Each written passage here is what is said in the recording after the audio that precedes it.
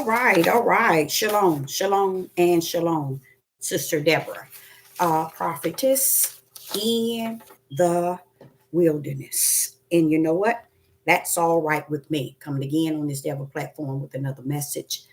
And I will say that this is a lovely, lovely, lovely morning in which the Most High Yah has made. And I, Sister Deborah, share, and I will rest. I will rest. I will rest therein. I'm coming with a message here, and I'm like trying to find out my title. I typed it in, and somewhere along the line, I don't see it. But I will say that the title is going to be several, I'm going to speak of several topics, okay? And in the morning and get ready and bring this forth because I feel the need that this needs to be brought forth. But also, I also have mixed feelings about a lot of things and how things are really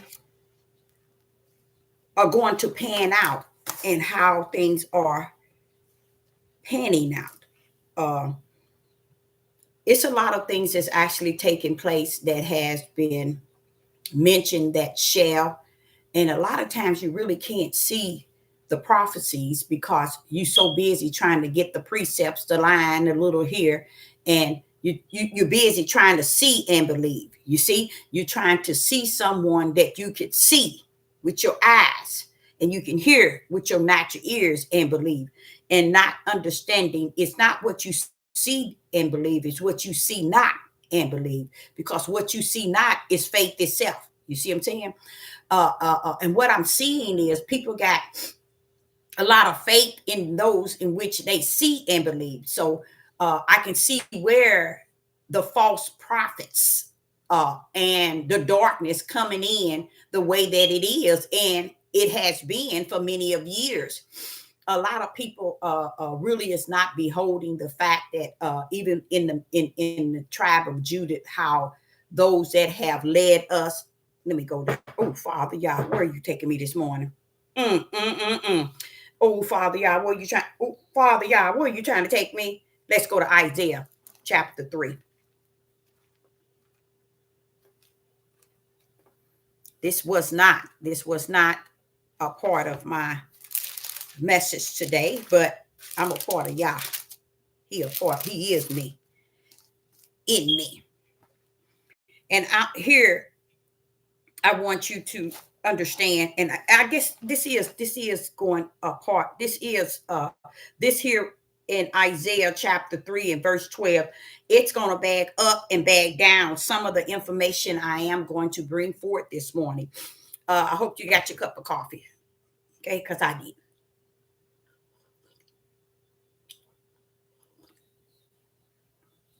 What Sister Deborah do is to keep myself from being controlled by habits and my way of doing things in the order every time, where it becomes controlling over me. Like, say for instance, coffee.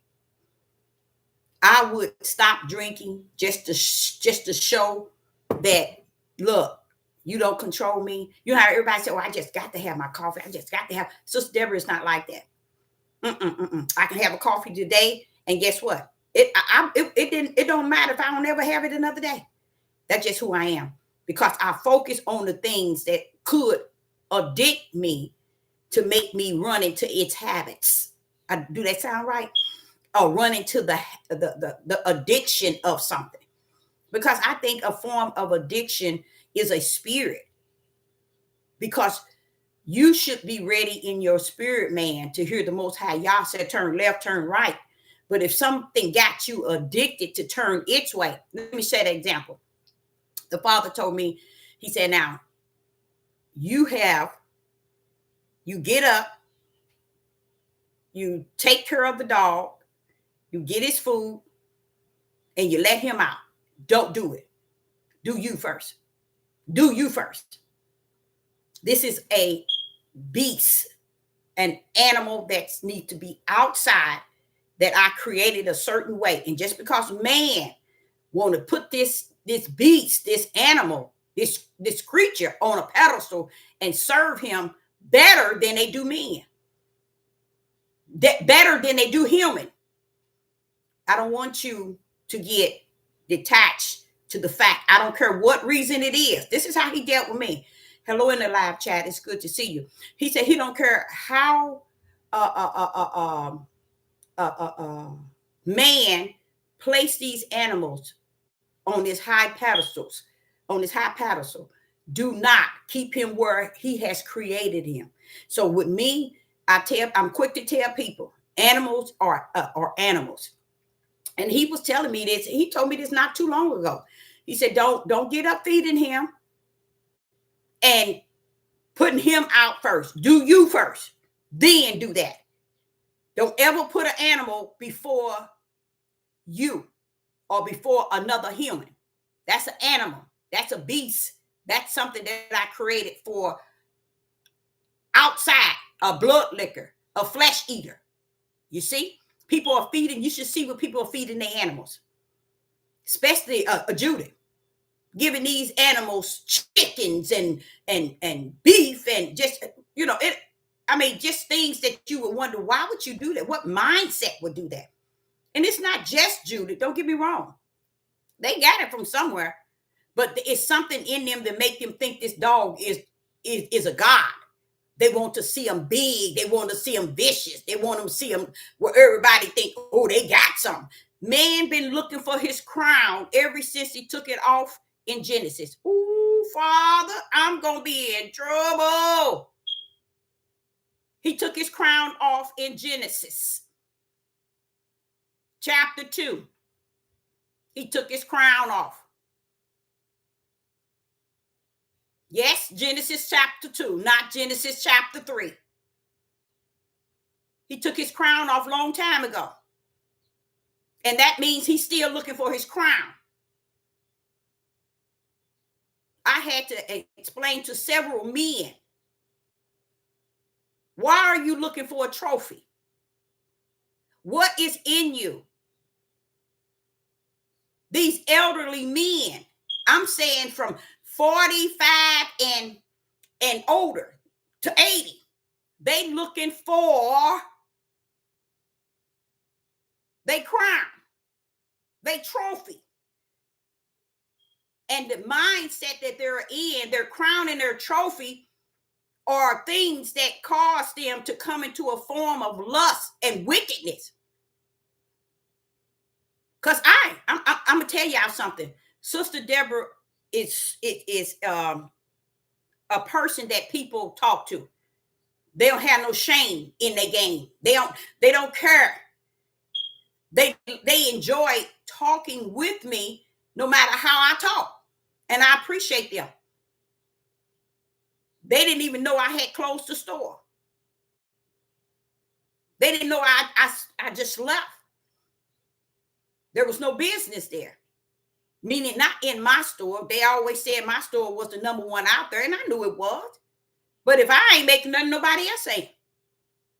So they told me, once you leave, Miss Deborah, everybody gonna end up going that well. But I do miss and enjoy. I miss not being able to see them and talk to them about their everyday problems and counsel them and tell them right from wrong, even though these are grown men. They don't care, and I don't care either. I don't care if I'm an old hen. And you'd be surprised what this old hen knows how to do. Okay? So man has taken his crown off long time ago. Now he's been looking for his crown and his trophy. He's looking more so for his trophy. Want me to tell you what I told them? I'm going to tell you what I told them. Men are going around looking for the rectum of a woman. That's it. They're going around to get the biggest rectum, not rectum, but let me not say it like that, back in that they can. That's their trophy, y'all. They want to be able to walk around with a female that got a back end. And then they run around here wonder why these women are going to get a BBL. They going to get it because you done fed them for many years that's the trophy you looking for. And many women don't understand that level of what they looking for. Guess what? It ain't even nothing in it. It's nothing that y'all created about it for them to try to want it as a trophy. It's a lust thing. It's a mental thing. Why, Deborah? Let me tell you why. The mystery of the Most High Yah holds all things within. And what men and women didn't understand, and this is also the number one, there's no such thing as love. It's give and gave. And that give and gave, once you understand what give and gave is, then you realize, and how you understand it is when you seek ye the kingdom first. And when you seek ye the kingdom first, he would explain to you what give and gave is.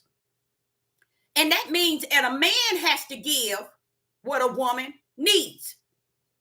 And a woman has to give what a man needs. Based on what? The way Yah has controlled us. Woman, give him what he needs. Giving gave him what he needs. Man, giving gave her what she needs. How do they understand that? It's when they understand the Most High Yah is not love. He is giving gave. But how do they find out about this giving that gave, Deborah? They first have to seek ye the kingdom of Yah. And this is what they have never did since the beginning of time. And the seeking Yah is the number one thing that we were created to do.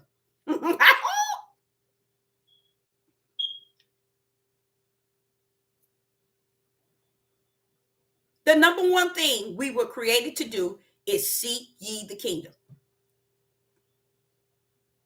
We didn't do it. And this is where you see us at now. So the crown that they took off their head in the garden is the crown they still looking for, but they don't know what the crown is.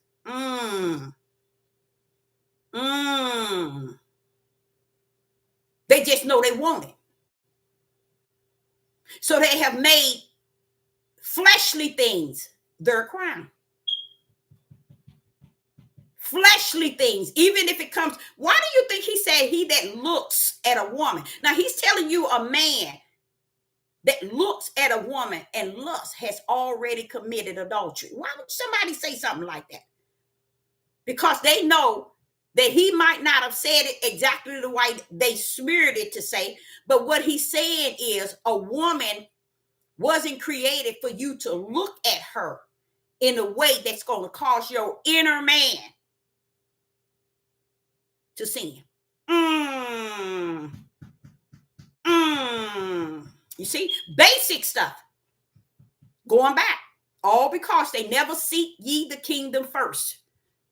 They seek the ways of the flesh of men instead of seeking ye the kingdom first.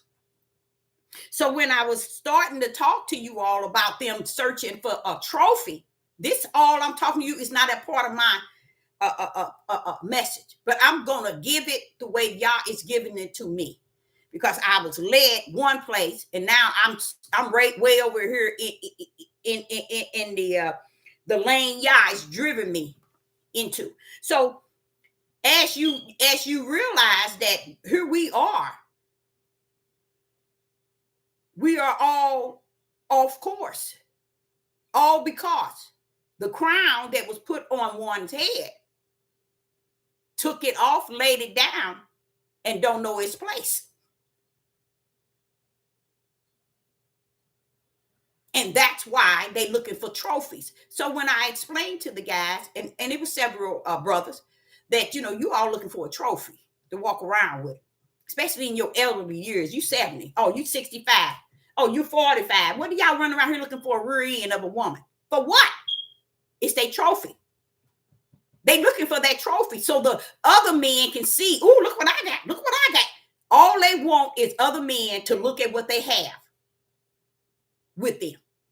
They might not care. They might not have the love or what they call love. We're going to call it what they worldly love or the anything. They loving on what that trophy. They marveling off that trophy. They looking at that trophy. They marveling off of it. But the honest truth, I know what I was getting ready to say. It's nothing in that trophy that they have chosen to detach to themselves as a form of lust. There's nothing in it. When you go all over the country and you see that every nationality is built a certain way, why is it our people and our men and our women is detached to the things that cause one another to lust? Why?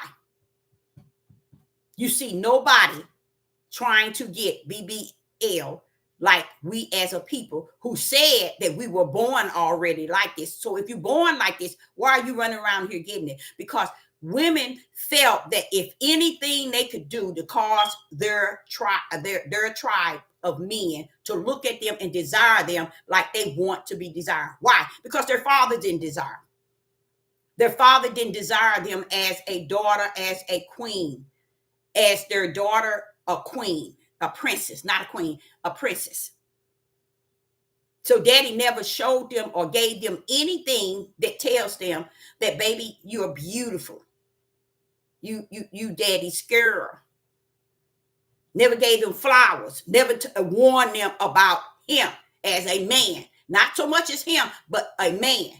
Never gave them the words that they needed. See, a lot of them, they don't understand. When you took your crown out, you ain't gonna never be what you should have been in the eyes of Yah, because he crowned you to be reliable for every seed in your womb. How? He said, train them up in the way they should go. And there's only one way they should go. It's righteous. So he can't take the seed out of the man and give them to the woman and tell a woman, train them up. That ain't what he said. He's telling the one that holds the seeds, when you have these, train them up. They're yours. And a lot of people would think that the women end up with the children because the system, it didn't have nothing to do with the system. If you go back to Deuteronomy 28, he tell you men gonna leave their kids. He already told you. But then he said the women gonna leave them. See, nobody don't want to, nobody. Let me go to two places. I just got to go there. And I thank the Father because I got a really good message. But let me go there. Isaiah chapter 3 and verse 12. In Isaiah chapter 3 and verse 12, it says, as for my people. So he wants Israel to understand when he said my people, he's speaking of Israel. Children are their oppressor. Children are their oppressors. Now, is it the men or the children oppressors to the men? No, they're not in the house and ain't been. Yes, we've lied and given them a crown to fake until they make what they want to believe. They have not been there. Deuteronomy 28 vouch for it. They have not been there. Deuteronomy 28 vouch for it. When it tells you what the Father's going to do. Not going to feed them. They're going to lead them. Who they going to leave them with? Wait a minute. Deuteronomy 28. Wait a minute, Father. Y'all, you mean the man going to leave the children to the woman? Here you go. Isaiah chapter 12. As for my people. We're talking about Deuteronomy 28. There it is. Children are their oppressors. And women rule over them. Who? The children. Why? We're going to see. Oh, my people, they which led thee, caused thee to error. You know who he's talking to? He's talking to you, telling the women and the children and the men. Men, you have led them and caused them to error. He's not talking about the women. She ended up with the oppressors. Let's go. Deuteronomy 28. And truly, Sister Deborah have a problem with this, but I think that the Father didn't already worked everything out from the foundation of the world, so I have to step down from having a problem with it. Okay, now this is what it says in Deuteronomy 28 and verse 53. And thou shalt eat the fruit of thy, let me see if this is it, the fruit of thy own body, the flesh of thy sons and thy daughters, which Yah, now watch this here. I'm going to show y'all why y'all been wrong all these years. Now, just imagine, not 40 years, not for 400 years, not 1,000 years. You've been wrong from the beginning. Watch the power in what's about to be said.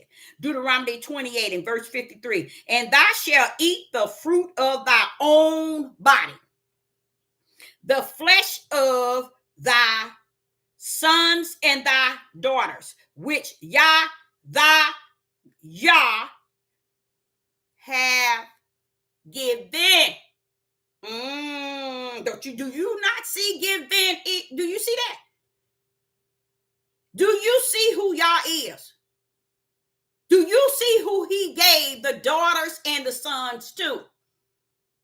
When you pull up in Genesis 6 and you hear him say the men was multiplying and daughters were born to them because the daughters were in their womb. This ain't got nothing to do with a woman. They took their crown off in the garden, y'all, long time ago. And they can't even find it now because that's why they out here hating on women, hating on each other. Listen to what Deuteronomy 28 says. And thou shalt eat the fruit of thy own body and the flesh of thy sons and daughters, which Yah, watch this here, the Yah, he's letting you know, I did this, I did it, have given thee. Yah just told the whole world today, woman, stand down. I gave these seeds to him. He just said it. Always been. I always knew it. You pull up in Genesis, you know it. You pull up over in Genesis chapter 6 when he finna end the world. I'm like, wait a minute, hold up. Where's the women? Where's the mothers? Deborah, they ain't got nothing to do with this. These daughters that's being born, they are from the men womb. Those are his seeds that he out there sex trafficking and selling. That's how the angels got caught up. Because if the angels would have left them alone, they would have be sex trafficking their children to other men, their daughters, not the sons, to other men. That's what they were doing. So it happened, the angels saw what they was doing and said, hey, we want one. So they stepped out of the realm of who they were of the son of Yah, and they lost that position as the son of Yah. Now, I know a lot of them want to make it whatever they can. We ain't gonna go that deep. I'm gonna take you where Yah has driven me, because this ain't the way I wanted to go this morning, and I'm still gonna go his way. See, it's about him. It ain't about me. So right here, listen to what he says, that the daughters, the sons and daughters, which Yah, he letting you know, Ahaya gave you these daughters and sons. Okay, why you say that? Have given thee. See, y'all run around here and think when Sister Deborah is 7 giving and gave, she wants something from you. I don't want nothing from you. I don't want nothing from you, even though I continue to feed your tail what it is to be spirit and truth. But y'all showed me something in that this morning. Everybody ain't eating the spiritual food, Deborah. So that's why you don't see the support. Everybody ain't that food that you're feeding on them plates. Everybody's not eating the food that's on you putting on the plate, because it's not meant for them.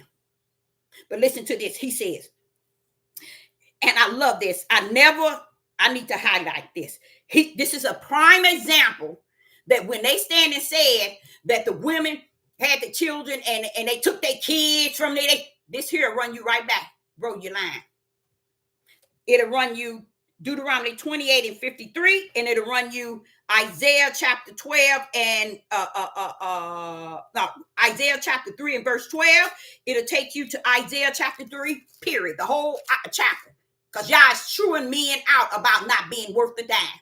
They took their crown off in the garden, baby, long time ago. Okay, so here it is. And what women trying to do? They trying to bring these men back to where they should be, or they want them to be.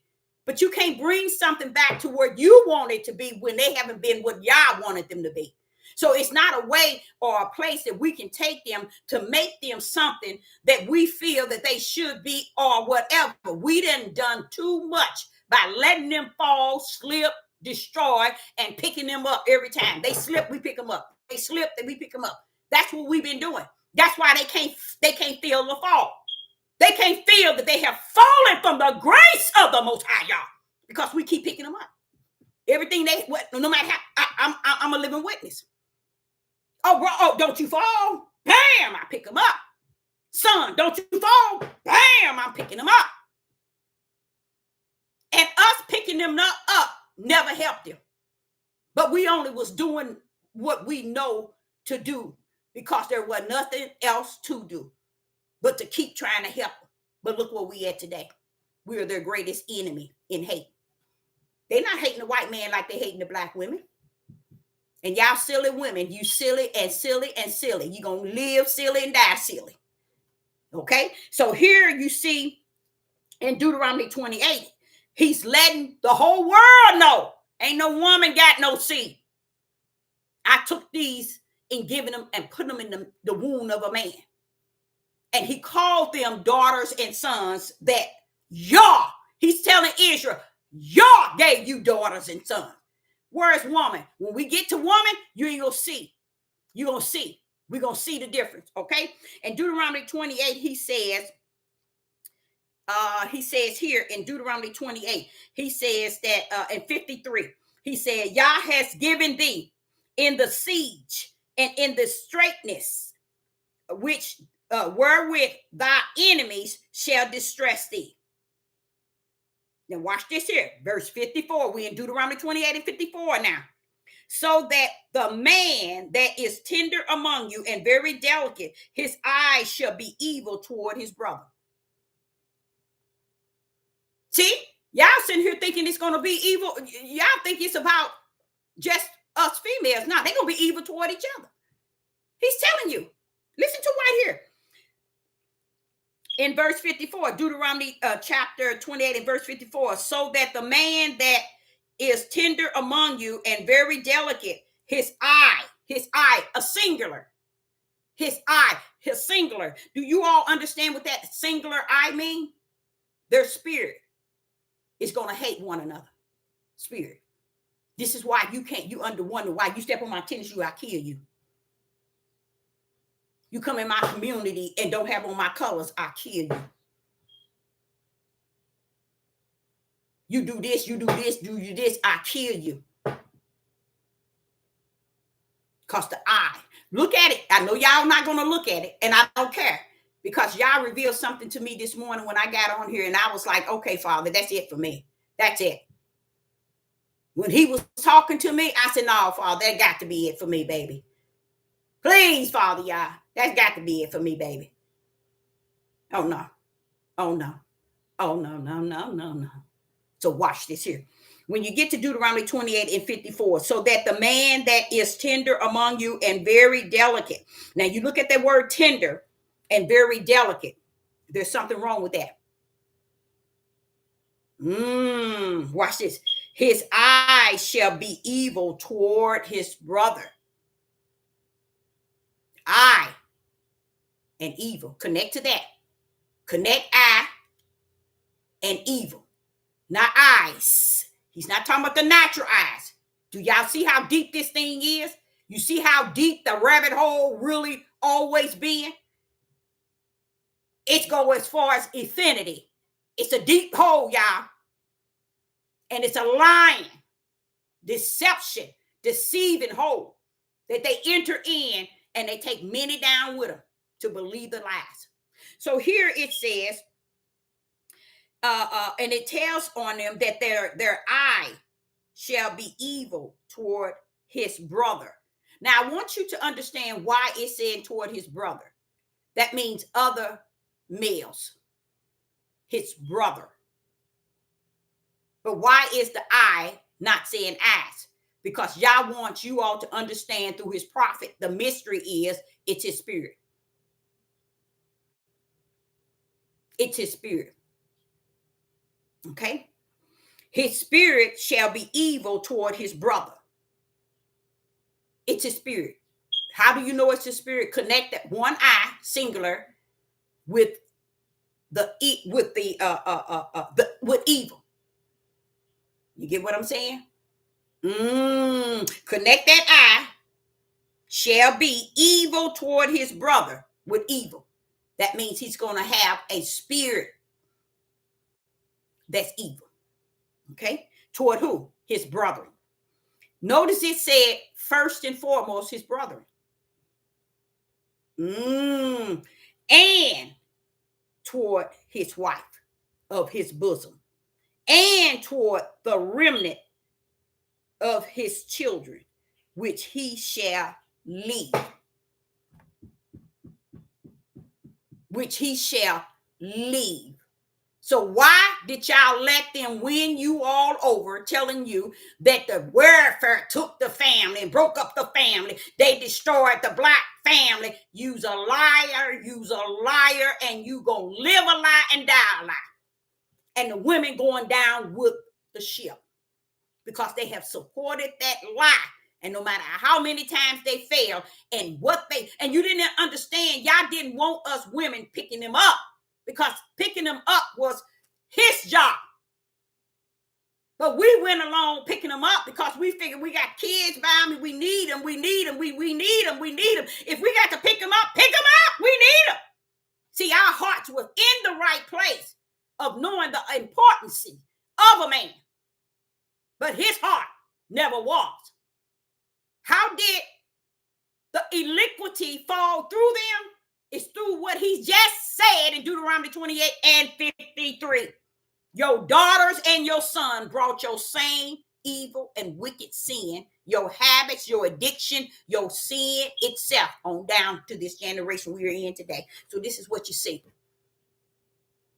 The father repeating himself.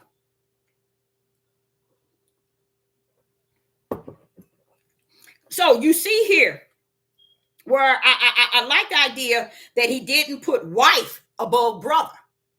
He letting you know the Deborah, they're going to be killing each other as tribes. In their own tribe, they're going to be taking each other down and their women. And they're going to leave their kids.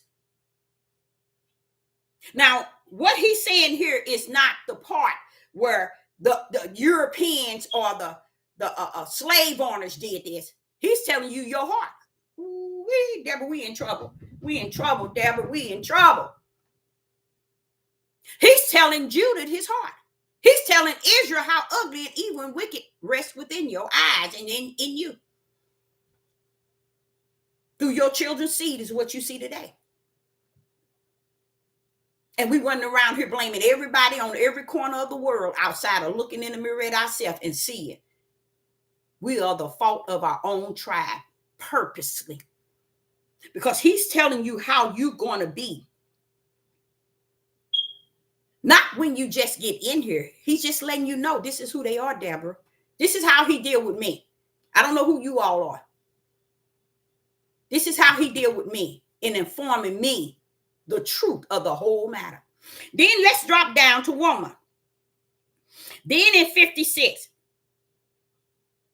In 56, Deuteronomy chapter 28 and 56. Now, I want to tell you something, the difference in what I just said today.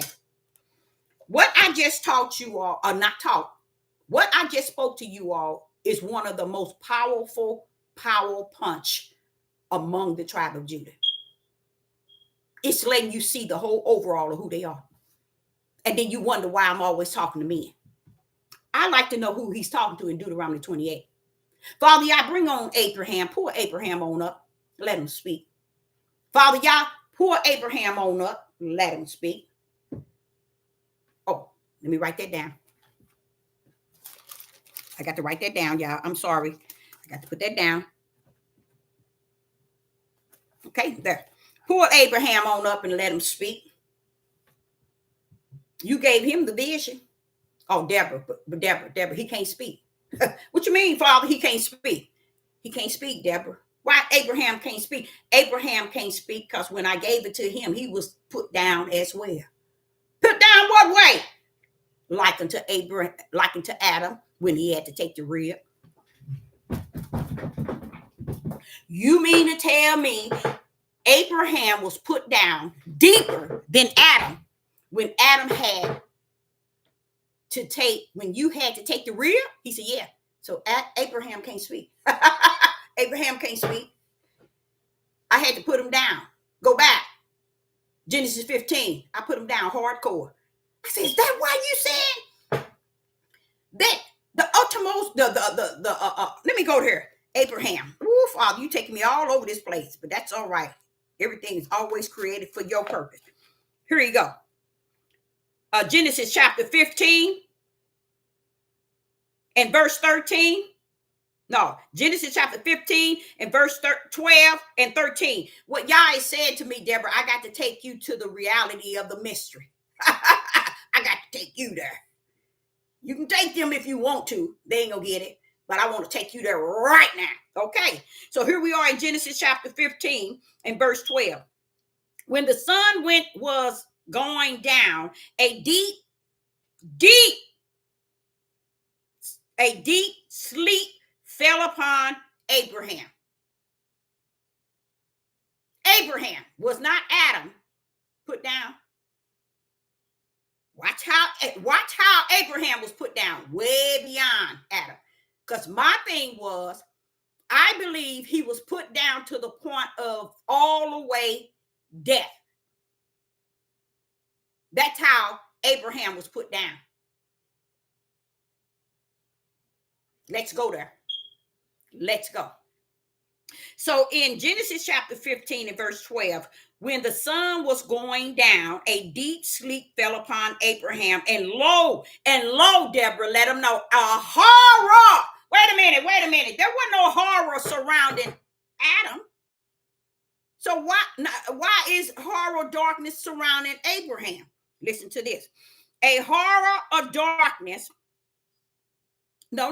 It's not. Deborah, take it where it says. And horror of great darkness. Now we know what darkness represents. Watch this here. But many of you don't. Fell upon him. So you know how he took Adam down, sleep. He put him down. And he took a rib out. Yah wants me to say to you, you missed it again. All your life it went over your head.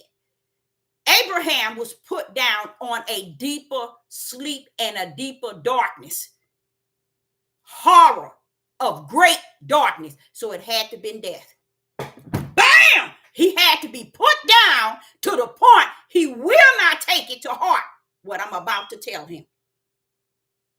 What is he about to tell him? Now go back. Genesis chapter 15 and verse 12. When the sun was going down, now what is happening? It's finna end the light. It's finna cut the light totally off. That's why it's telling you when the sun was going down. It's letting you know it's finna get how that song it's finna get hot in here. It's finna get pitch dark in here. Okay. So you all never knew that I try to tell you in the tubes how he split the vision separate from the dream in which Abraham was in. He's same day, the same day, one was in a vision and one was in the uttermost darkness. And I taught this before. Now listen to what happened. Verse 12, Genesis chapter 15 and verse 12. And when the sun was going down, that means it's finna delete light. Light ain't gonna be in the present. It's going to be pitch dark. Watch this here.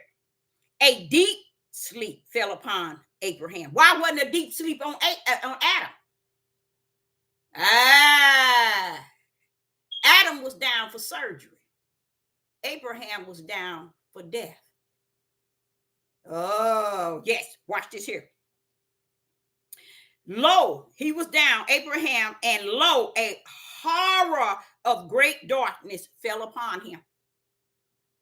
And he said to Abraham, now, I like the no, he said, Abraham, know of a surety that thy seed shall be a stranger in a land that is not theirs, and shall serve them, and they shall afflict them 400 years. Verse 14, and also the nation whom they shall serve, I will judge. I like that. Will I judge? I like that. Will I judge? I like that. Will I judge? So Judah and Israel, he didn't ask you to judge nothing, even though Judah's hands constantly in the enemy's neck and need to be in his own neck for all the things that he has done. He needs to reverse his own hand in his own neck. And that's where the problem is at. They're not going to get the opportunity because y'all ain't going to give it to them. Too much been prophesied ahead of time to give Judah all the time, the space to repent and turn, and they're not going to. That's why the judgment has to come before he remove heathens out. The judgment has to hit the earth. So what happened? So he went on and telling Abraham, in verse 14, and also the nation whom they shall serve will I judge, and afterwards shall they come out with great substance. Now, and afterwards shall they come out with great substance. Now, why didn't that bother Abraham? Because Abraham was down for death to get this one. Abraham was dead to receive this one. That's what this was really about. A different down than Adam was for the real.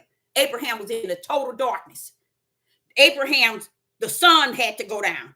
A horror had to take place.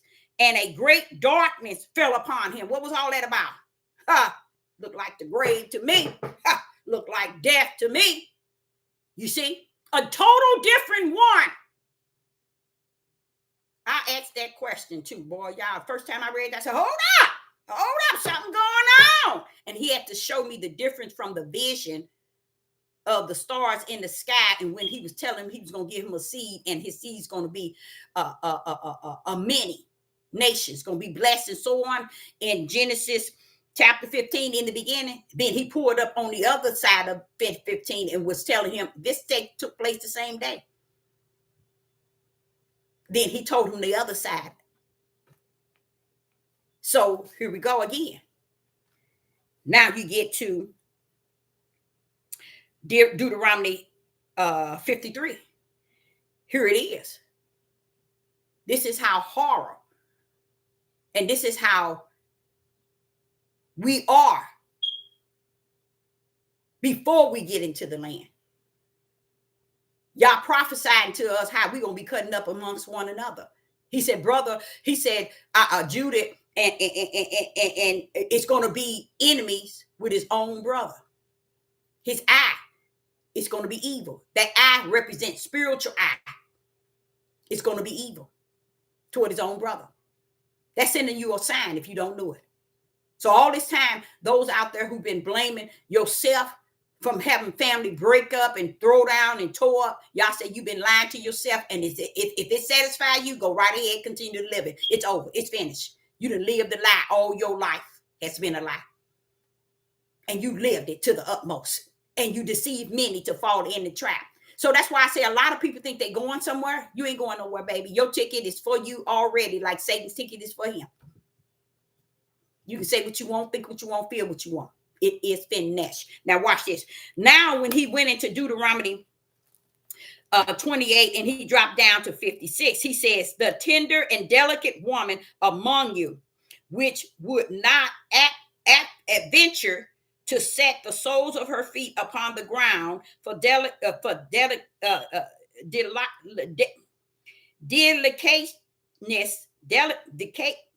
what's that? Delicateness, is that what it said?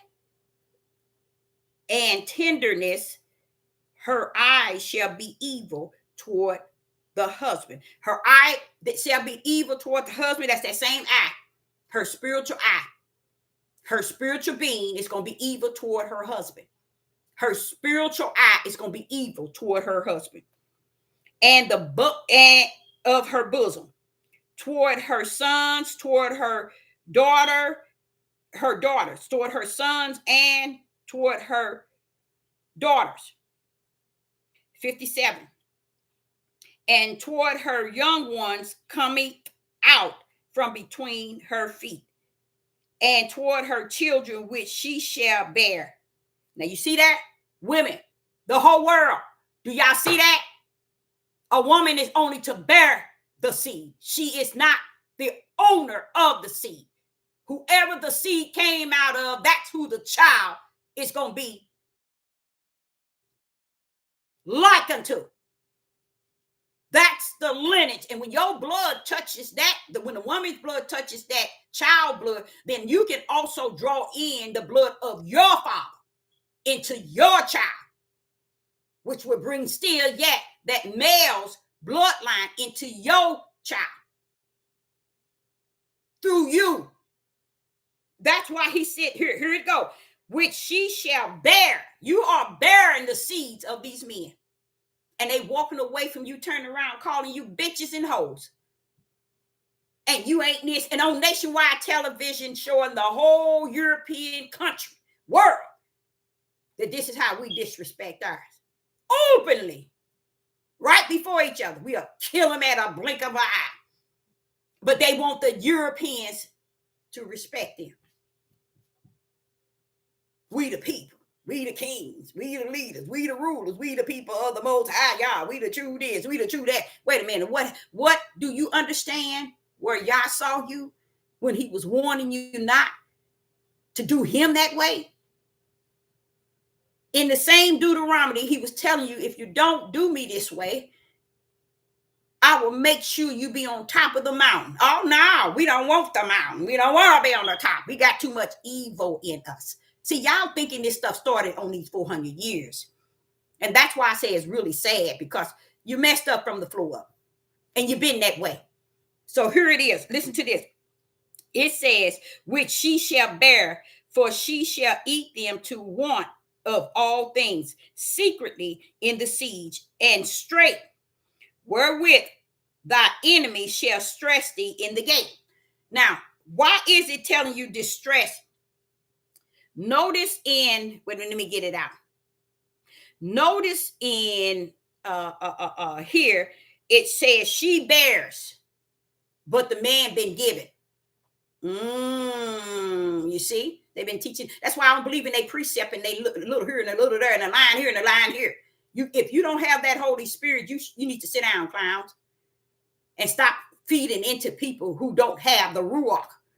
And listening, letting your ear entertain he that don't have the Ruach, which is 99.9. Now, notice in here you will see where he's saying the woman is the bearer, but the man is what I've given the daughters and sons to.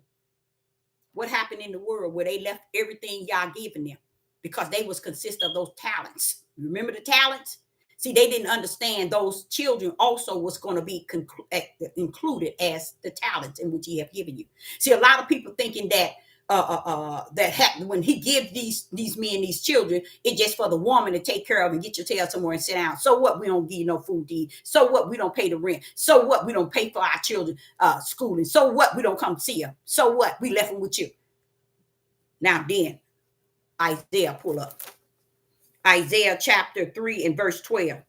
Isaiah chapter 3 and verse 12. As for my people, he talking to Israel and Judah.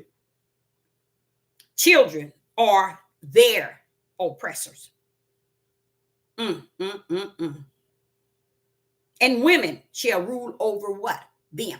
Just imagine a woman ruling over the one that's oppressing them. That's what you see in the mothers today. When you thinking they ain't got nothing, what do they complain about? Why are they taking their kids out? Why are they doing their children like this? Why are they killing their children? Because they were left with the children that were oppressing them. On top of it, they were left with the father himself, because the father is in the children. A lot of them was doing things to the children because they felt they was getting back at the father, not knowing. They didn't know that is the father's seed that you're dealing with right there. That is the father's ways that you never got to know. That is the father's spirit that's in those children. The iniquity, the sin, the evil, the wicked is in those children. That's why he said at the top of Isaiah chapter 12 and verse 1. Verse 12. Isaiah chapter 3. Isaiah chapter 3 and verse 12. They're oppressors. See, he telling you right there, these children ain't gonna do right by the one that's gonna have to feed them, clothe them, put a roof over their head, and take care of them. They're gonna oppress who?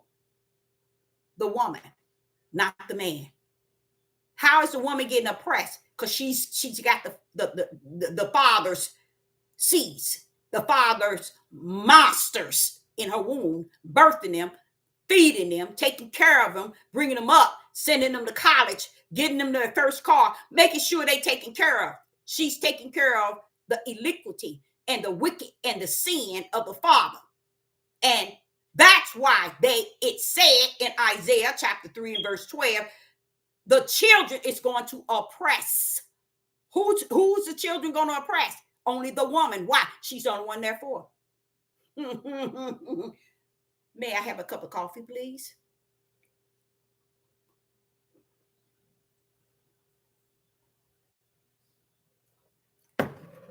Watch what he says.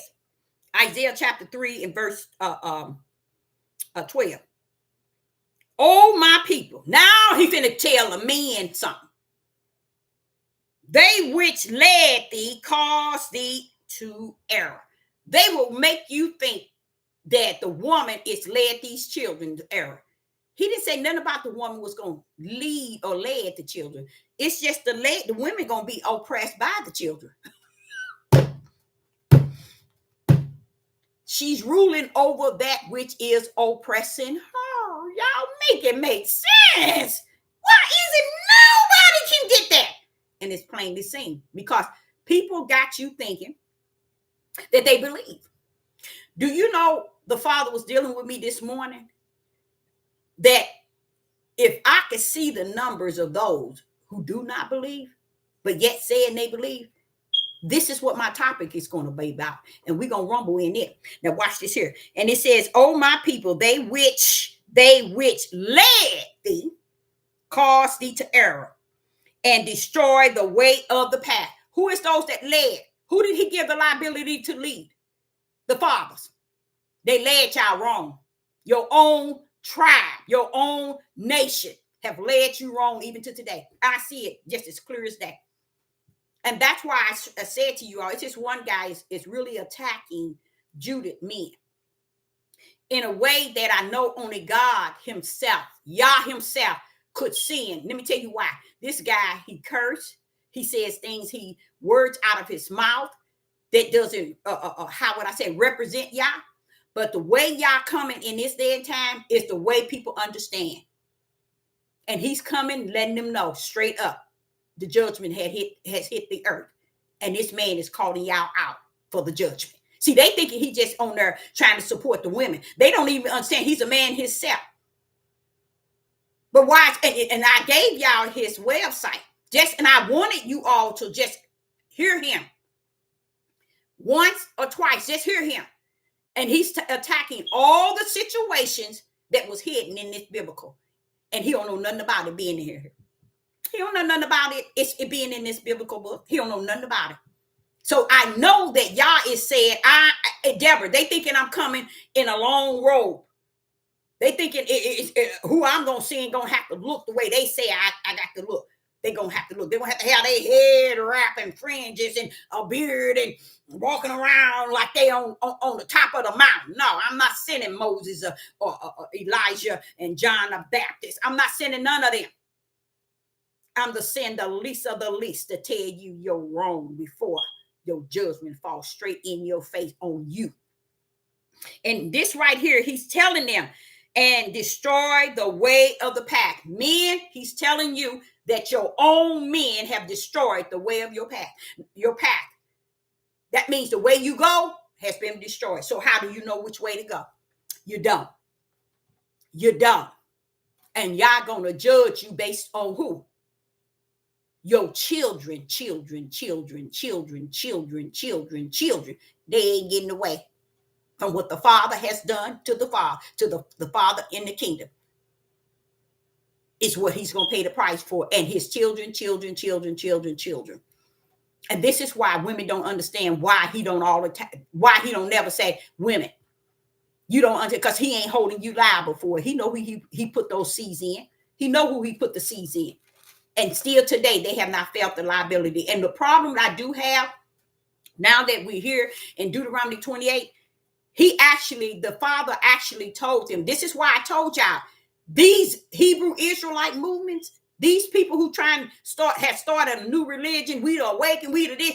Why haven't they awakened to the fact that the seeds in their womb, the seeds is carrying the wicked they see in their own nations today?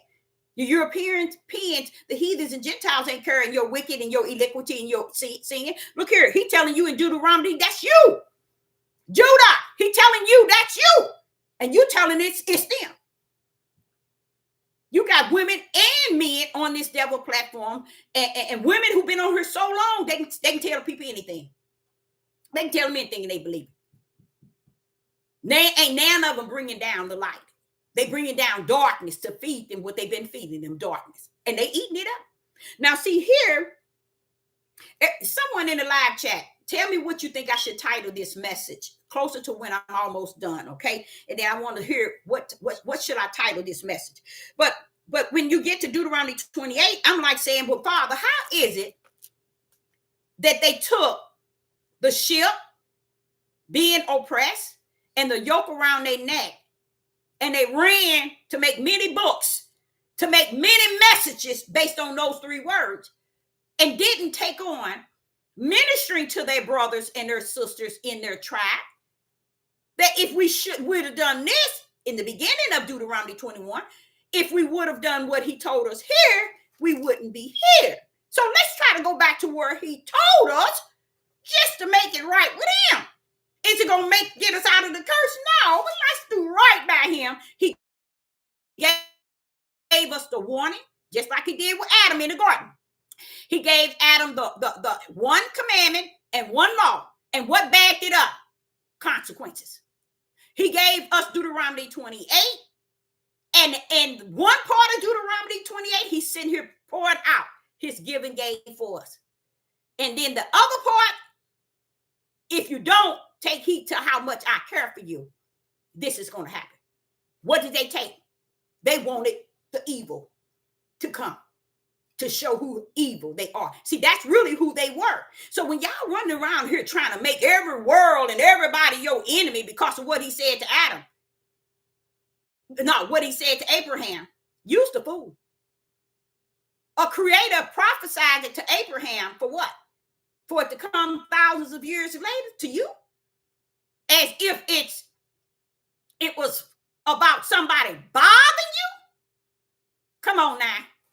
They got y'all messed up. They got Judah nation tribe is all. I see what Jacob had. Jacob had a hard time with Judah. I don't care what nobody say. His sons was off the chain. They were off the chain, especially Judah, because you can't get nothing when you see what stiff-necked rebellion and disobedient mean. It means never following rules. So if they never follow rules, you mean they never followed the way of Abraham, Isaac, and Jacob? No. Y'all just making a fool out of yourself trying to get them all that glory and that honor. And they ain't gonna follow. Okay? Now, I wanted to bring that to you because a lot of you all don't get it. And you know what I'm going to do? Today, I'm going to go over that again. I'm going to go over it like I should go over it. I'm going to go at 7 p.m. Central Time. I'm going to cover that bad boy again. Because it's time to just be about what is truth. What is spirit and truth? Forget what somebody going to think, feel. Forget how many going to come on, how many going to listen, and how many going to take heed. Forget them. Let them go. Let them go. Okay, so now this is the message here. What I'm seeing in it that's going on, and yes, does it disturb me? Yes, it disturbs me in the flesh. I want to let y'all know that right now. It disturbs me in the flesh. This is the message I was bringing forth. Y'all took me there. And I'm going to also go back to where y'all took me so I can break that down some more for everybody come 7 p.m. Central Time today. Now, here I'm going to start what I came on here for 10 a.m. This Sunday morning. I uploaded that I would be live. And this is what it is. I come to understand that there are agents that's out here. Lots of them. And I'm calling them agents. But y'all had warned me that he had already seen to it, that Yeshua made it plain that there will be those that are coming. Okay? And many are going to go after them. Okay? Okay? So I call them, I want to share with you all as a prophet that's in the wilderness. I see them. I see them. I see the agents out here. I see those that wish Yeshua had said would come. I didn't see him. I saw them yesterday, but I saw them many times. Not just them, but others. I get confused in the flesh because in me, when you know the power of who created all things is consist of, you wonder, wait a minute, bro. Father, y'all, come on now. Where's that power? Come on with that right hand. I know it's up there. I know it's down here too. Come on with that right hand and that stretched out on. Come on, Father. Oh no, Deborah. Oh no. Oh no, no, no, no, no. It's going to go according to his will. He sees it all. And a lot of times he wanted me to see it. That's the only reason why I'm here. He wants me to see what heaven says already. Open the door to see. It's just that he said, they say they see, they cannot see, Deborah. They say they hear, they cannot hear. So he always let me know, even though you think you talking to somebody, that's why I put back the brick wall back in your mindset so you'll understand what you're dealing with. Because if I don't put that there, you won't know who you're dealing with. You'll think you're dealing with somebody. He said, how you've been on here 6 years. There are some that have been on here almost as long as 6 years. And you know it. And have not gave 1 cent to support you as my prophet. You see what I'm saying? So he's just letting me know, don't get bent. Because you got a lane. You don't have to be where you at. You don't have to do what you're doing. You got a lane. So let's get to my topic and the only reason why I came up with this because of last night, okay? And what he came in me to speak about. So there are agents, and I went to the Father in the sense, what's going on with this? And you know what I did, y'all? I started to feel, wait a minute, Father, this is too thick. This is too deep. Is it really them? And guess what I'm doing, y'all? I'm waiting for him to give me the vision or the dream of the overall to close it up. That's what I'm waiting for. Because he allowed me to step into a realm where I'm seeing this and I'm trying to figure out, well, wait a minute. What? And I'm seeing these agents pulling up all kind of corners. And they ain't like they pulling up on Sister Deborah. They've been here. But y'all got me a lane. You only gonna see what I want you to see. See, I ain't gonna see it all, y'all. See, y'all might think Sister Deborah know it all. No. I ain't gonna see it all. I'm gonna only see what the Father is trying to get me to see. And I praise him, glorify him for that. Because I don't want to see no more than what I have to, Father, y'all. Thank you, Father, y'all. So what happens? Here it is. I'm questioning in my inner man. Well, man, who's that? Who was that? Who is that? Why is this? And it's not like I'm questioning him like I'm first time seeing him. It's just that the spirit in me lit a flame and said, "Bam! Can you see it?" But what's that going on? What? You remember? They never listened to Yeshua when he was saying. That's why I tell you, it's no such thing as awakening, because you have to be able to have the mystery to really awake. You all didn't know that, and you ain't gonna know it. You have to have the mystery to awaken. As they quote, it's no such thing as awaken. But if they're going to say you awaken, pull up with the mystery. Pull up. You ain't going to pull up. You'll never pull up. Not with the mystery. Now, what the mystery is to bring the kingdom to a level of the light on the earth. Out of the darkness come the light. They ain't going to do that. They're going to stay in darkness, bring out darkness, and make you think you're getting something. You're going to be like, oh, darkness is here. It's here. I can't wait for tomorrow to that message. I can't. And they just clapping and praising darkness at its highest. Now watch this. So I'm like saying that these ones that's coming, Father, who sent them? How did they get here? What they doing? And in my mind, being a prophetess in the wilderness, I feel I'm alone. How can a person feel alone when they got the kingdom? He that sits on the throne living in them. Because it's a flesh thing that battles with the fact that the spirit knows exactly what's going on with these individuals and the flesh is confused. So I'm sitting here and I'm like, wait a minute, this is going too deep. This is going too deep. To the point where I'm sitting here thinking, are they coming to make everything a lie? Is it that deep, Father? Is it that deep? Yes. That's their mission. That's their mission. Is to come. As their fathers see Satan,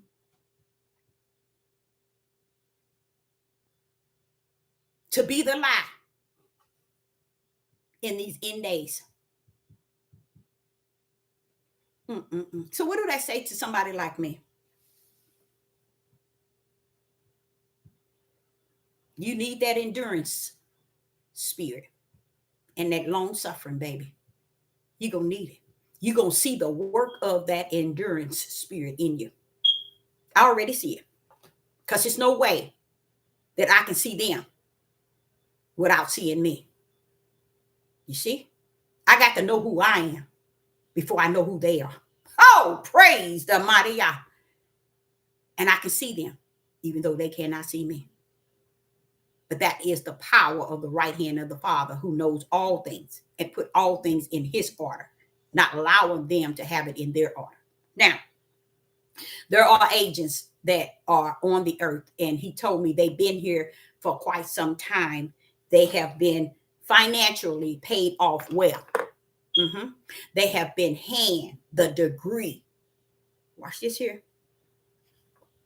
They have been handed their degree.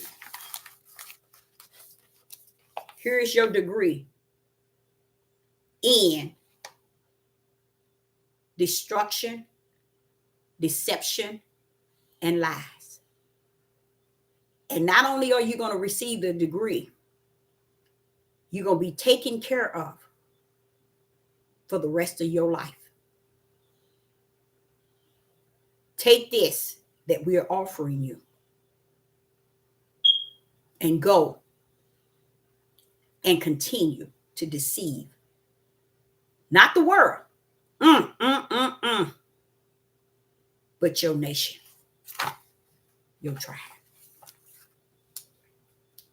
So they only coming for the house of Israel and the tribe of Judah. That's spiritual given to me. Because I could actually say they're for the whole world. They don't even know I exist and can discern that they have been breeded for a time as this. And that's to throw the house of Israel off balance. But the ignorance of them is the house of Israel already off balance, off course, out of order. You see? So how you going to throw them? Oh, they trying to throw them under the bus, huh?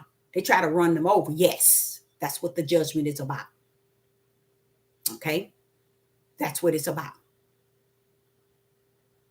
And to convince, watch this here, and to convince the whole world that the words in which Judah is speaking is the lie of all things. That's the power in the agents that are down on the earth working hard. And they working hard, not amongst the heathens, the Gentiles, or the Europeans, but amongst Judah, especially because Judah is up on a pedestal portraying that they awaken, that they know truth, and that they are this, and they are this, and they are this. So they send them out to support the fake ones, to clear them away from Judah and Israel so they can continue, but to bring down Judah and Israel whole mindset. It ain't gonna take them long. It already started working. I told y'all that. It started working about really heavy, say within the last 3 years, really heavy. But they've been working on it. You had one Hebrew Israelite man that boomed on YouTube. He was the number one. He was the number one on YouTube that was connected with this awakening and opening the eyes of many. I think he had more subscribers than anyone on YouTube. Well, now he is back in the last year and he's talking the opposite. He's talking about the Bible. The whole Bible is non-existent. The whole Bible is a lie. There's no such thing as God. There's no such thing as Jesus. There's no such thing as the Holy Spirit. There's no such thing as anything. And now he comes back in all white. He don't understand the ram in the bush Yah has. Yah got a ram in the bush, bro. They can see you, that know who you are. This man come on with white from hat all the way down. Why? And he sits down. He's trying to invade, get you to think that he's professional and he's this and he has. They have taught him well. He's coming after Judah, especially to destroy any word that comes and proceed out of the mouth of Judah. And he's doing it successfully. At first, they wasn't listening to him. They was calling him something wrong with you. What made you leave and come back with this mindset? This young man sits up proud. All behind him is books. Solomon warned us about all these books. He sits behind, he have all these books, and he put on his white hat, his white shirt, and he's sitting there like this. What he's saying is, I don't believe in what I once taught the tribe of Judah, the house of Israel. All of it is a lie. I come back to tell you, you all been lying. I lied to you. Now I'm what you call white awakening. When he have this white on, that's what side he went to. Europeans. He's working on their behalf.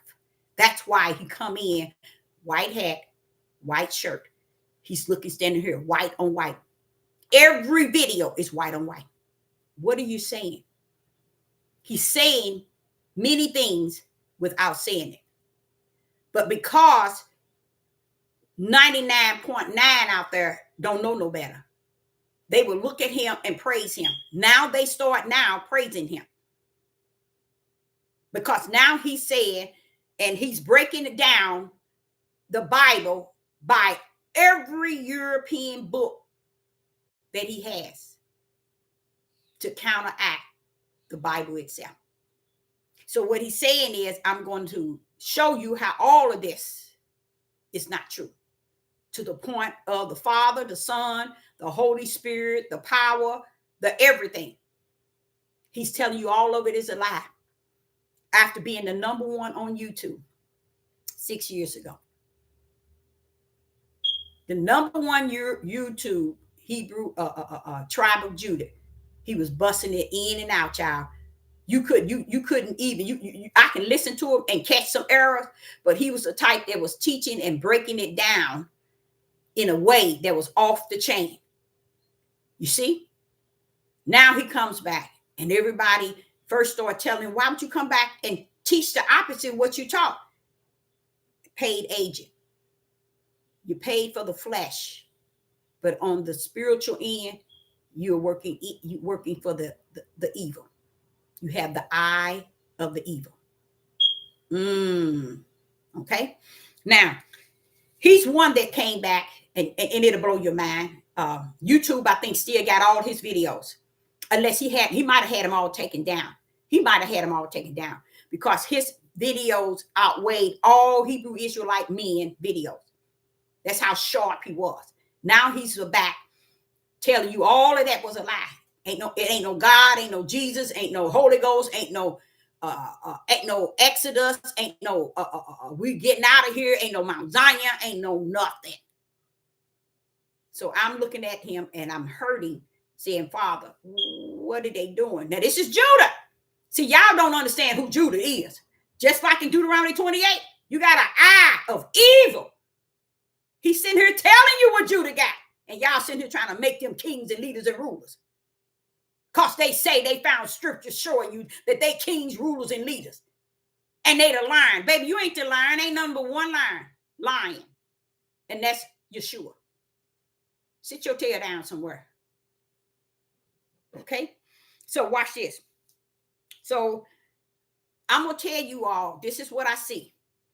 I see Bill Carson. Bill Carson. Another Judah. Tribe of Judah. Terrence Howard. Another tribe of Judah. Nazir. Is it Nazir Ray? Nazir Ray. OSM Vision. OSM Vision. IAIC Broadcast Network. I'm going to go over it again. Bill Carson. Terrence Howard. Nazir Ray. OSM Vision. IAIC Broadcast Network. Those are some that I saw that I put before the bosom of the Most High Yah. And I put it before him because what they're saying doesn't set with my spirit. They're telling you that Yah does not exist, but yet telling you he exists. They're telling you that he don't exist as in the heavens and as on the throne and as the creator. He exists as one of many gods. He don't have the power as we want to give him. You are a God. The things that they're saying, let me not try to quote what they're saying because I don't want to instill that in you. The things that they're saying has been identified by the prophetess in the wilderness as an agent for the dark side. Why must these men pull out so intelligent? Why must they have so much authority of intelligence or of knowledge, Father? Where are they pulling up with all of this now? Why is all this coming out in the last year or two as why? How did they get to where they at all this time? And then they got these two other guys in Africa. They are, it's that Anunnaki and all that stuff. They too are approving Bill Carson and Terrence Howard somewhat because they're not approving how they calling the names out. They leaving some sound to the names leads you to understand they've been taught. See, they don't know I'm looking. They don't know I'm on here. They don't know I see them. That's the ram y'all say I always have in the bush. Want me to tell you what the other rams are? If it were so. if it were so, and being so that it is not, it could fool the very elect. There are those that are the rams in y'all's bush. They cannot be fooled. And I'm one of them. When I spot this, the only place I can go, I can't come to you because you see not. Only place I can go is to the bosom of the Most High Yah. Now, I don't know when he's going to reveal it to me and when he's going to show it to me, but guess what, y'all? The Ruach of the Most High Yah is going to break each of it down to me so that I can continue to run the race in the lane in which he has called me with the full understanding of who the agents are. And not that they're who they are. I already know who they are. In the spirit realm, I already know who they are. But how long they going to exist. Okay? And I think they're going to go all the way to eternal. But this is the problem I have. I don't see them with this here knowledge, this extra ordinary knowledge that Terrence Howard have, or Bill or Carson have, or Nazarin,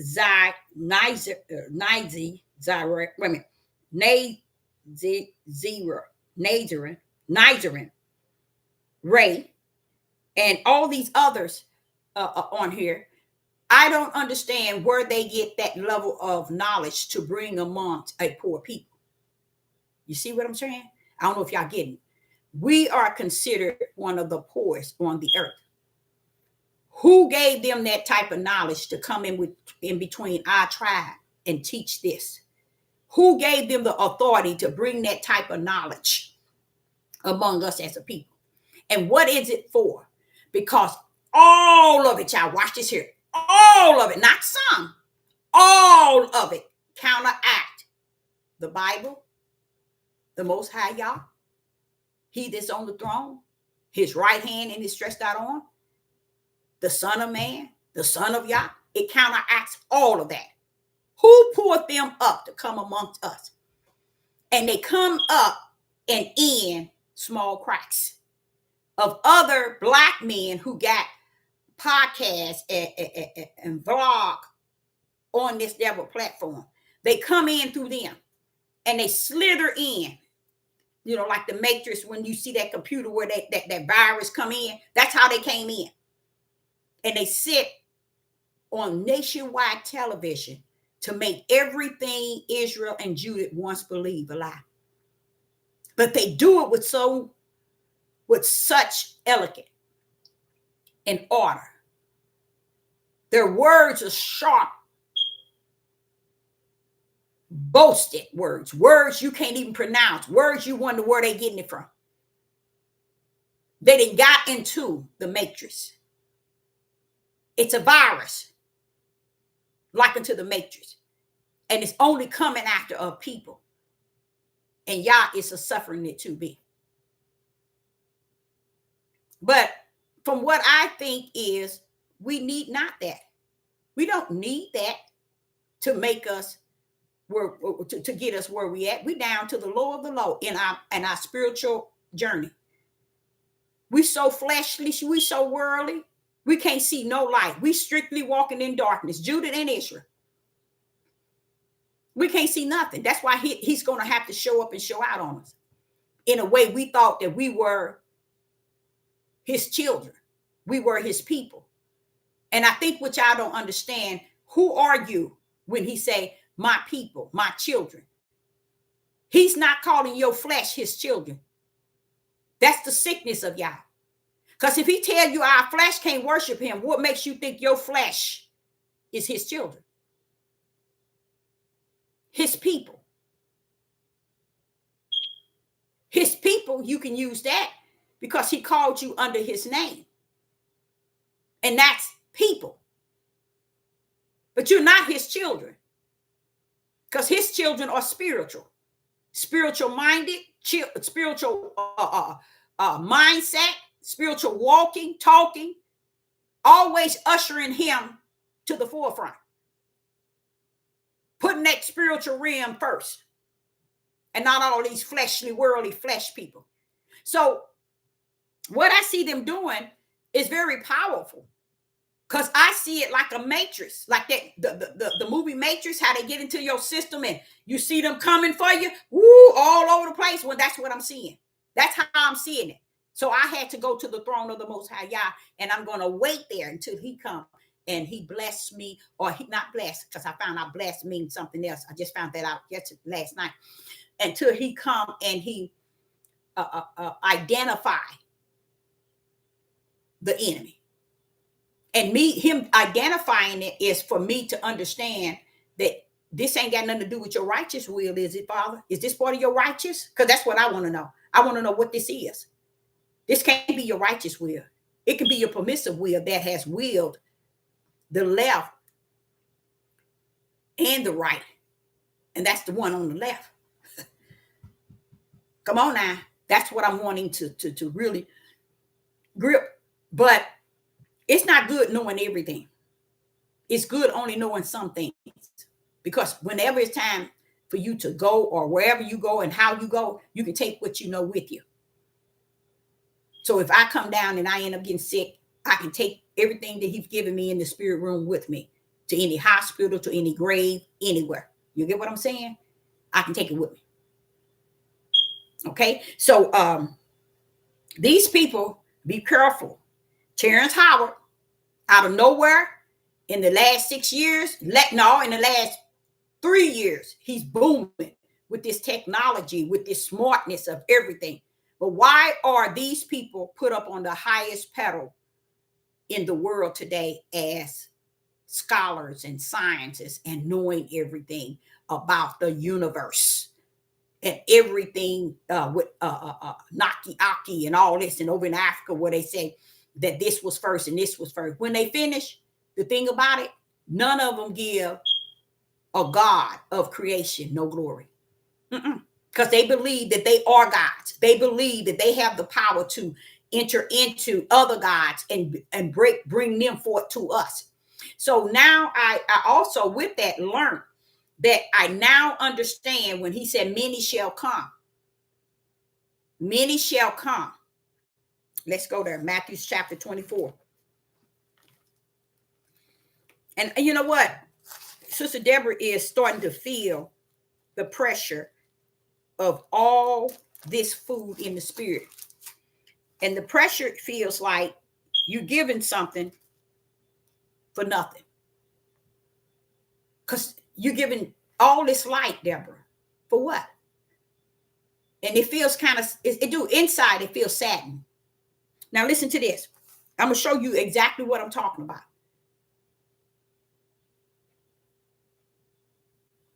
Matthew 24 and verse 3. Matthew 24 and verse 3. And as he sat upon the Mount Olives, the disciples came unto him privately. So now there's about to be a private meeting on Mount Olive. Okay.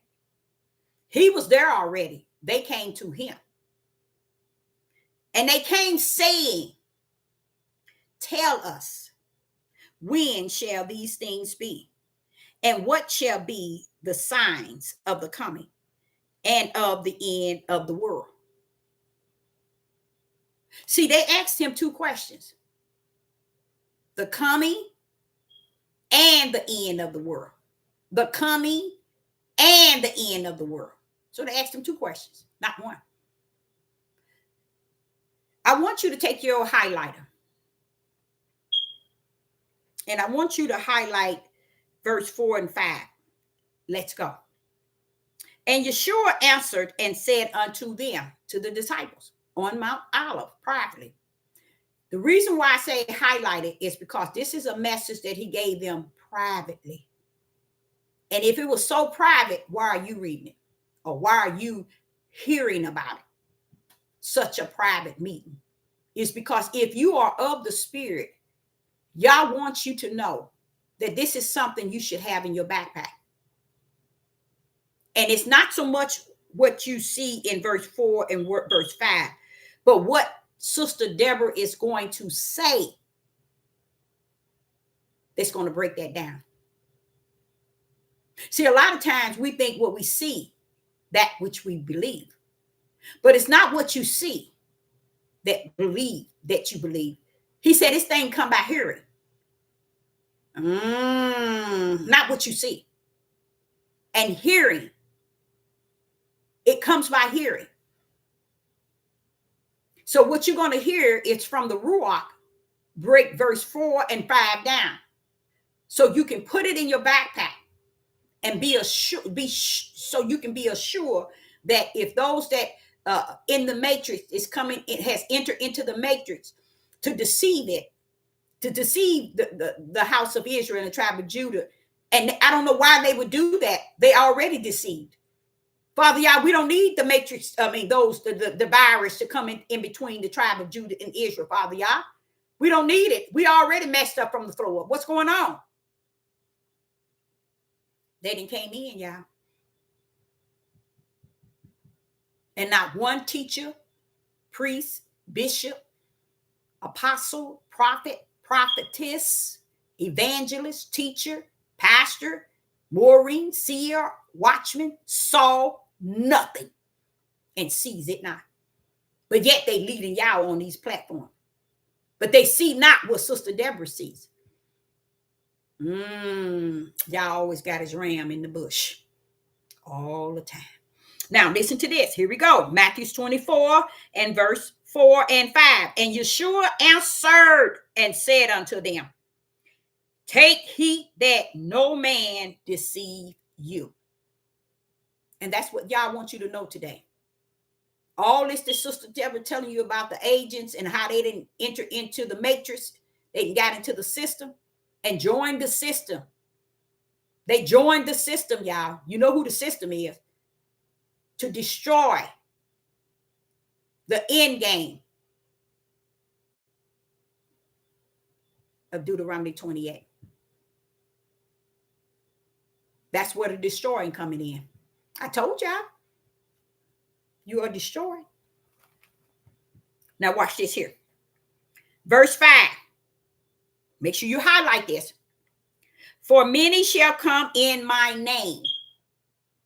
Many shall come in my name, say.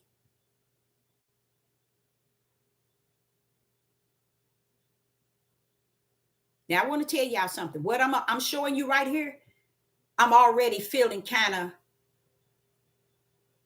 saddened in my spirit because you're not going to get it. But yet I'm going to put it out there. You're not going to get it, but I'm going to put it out there. You're not going to get it, but I'm going to put it out there. I just told you about Terrence Howard, Bill Carson, the Nazarene Ray. It's a melanated brother, very attractive brother, clean cut.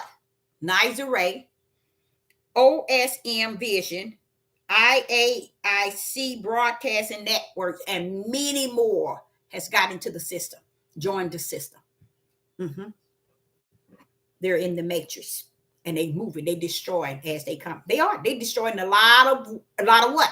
Truth that has been poured out. The little that has been poured out, they are erasing it by the belief of what they believe in. And many others, when they're leaning toward that energy and that high vibration, let me tell y'all something. I'm going to explain something to y'all. Let's finish this here first. The Father wants you to highlight Matthew chapter 4 and 5, verse 24, verse 4 and 5, especially 5. For many, now this is Yeshua, shall come in my name. They're coming in my name. And they're doing what? Saying. That's exactly what I just told y'all about these agents. They're saying what it.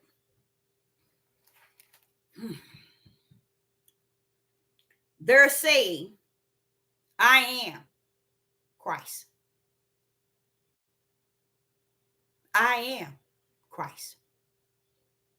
And shall deceive many. Now, what about that 99.15 billion didn't get, Deborah? They didn't get, Father Yah, the fact that I am power. They coming in the name of the power. And that's how they're going to win many over. They coming in the name of the power because you never knew who the power was. The power was Christ. Look at that verse. Why is Yeshua saying my name, but only put Christ? He knows where the real power is. You don't. Praise the mighty Yah. You notice you don't see Jesus or Yeshua. He said his name. But they coming to say that they are the power.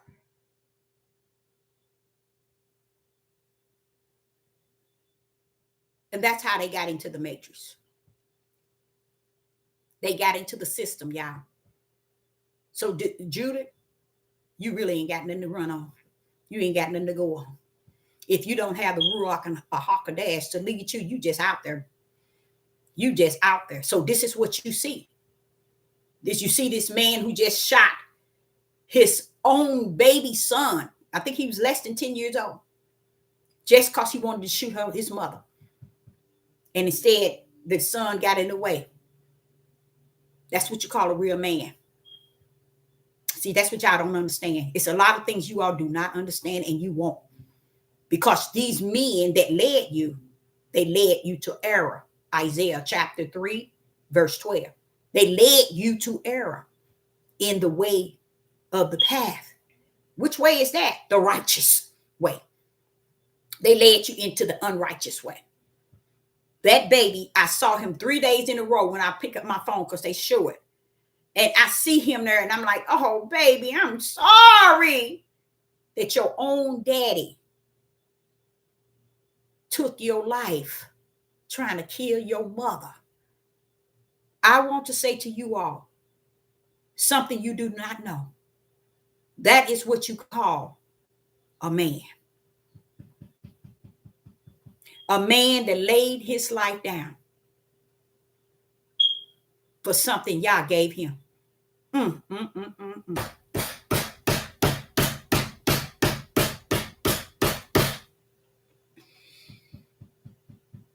That baby laid his life down for something that he cherished that God had given him.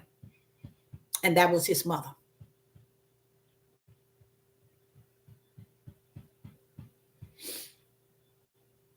In the last year, don't go back a year, Deborah. Let's stay in the week. In the last week, if you could measure how many men that been killed, their sons and their daughters. And then you measure how many mothers have killed their sons and daughters. Weigh that bad boy. It'll mess you up. You still gonna rest right back in the era of the men, no matter which way you go. See, we can say, oh, but the women are doing it too. Oh, but the whites are doing it too. Oh, baby, when you finish trying to get out of that matrix, you ain't gonna find your way out. Because you caught into a lie that you keep telling yourself. That everything is the cause of what it is outside of you. Okay? So here in Matthew chapter 24 and verse 5, the Father is letting you know that these people that's coming, and I said that have already came, don't think that they just pulled up today. No, y'all. They just got the full control today. I mean, today, that's it. They rule. That's all I'm trying to say to y'all. Who they are has gotten in, and they are ruling.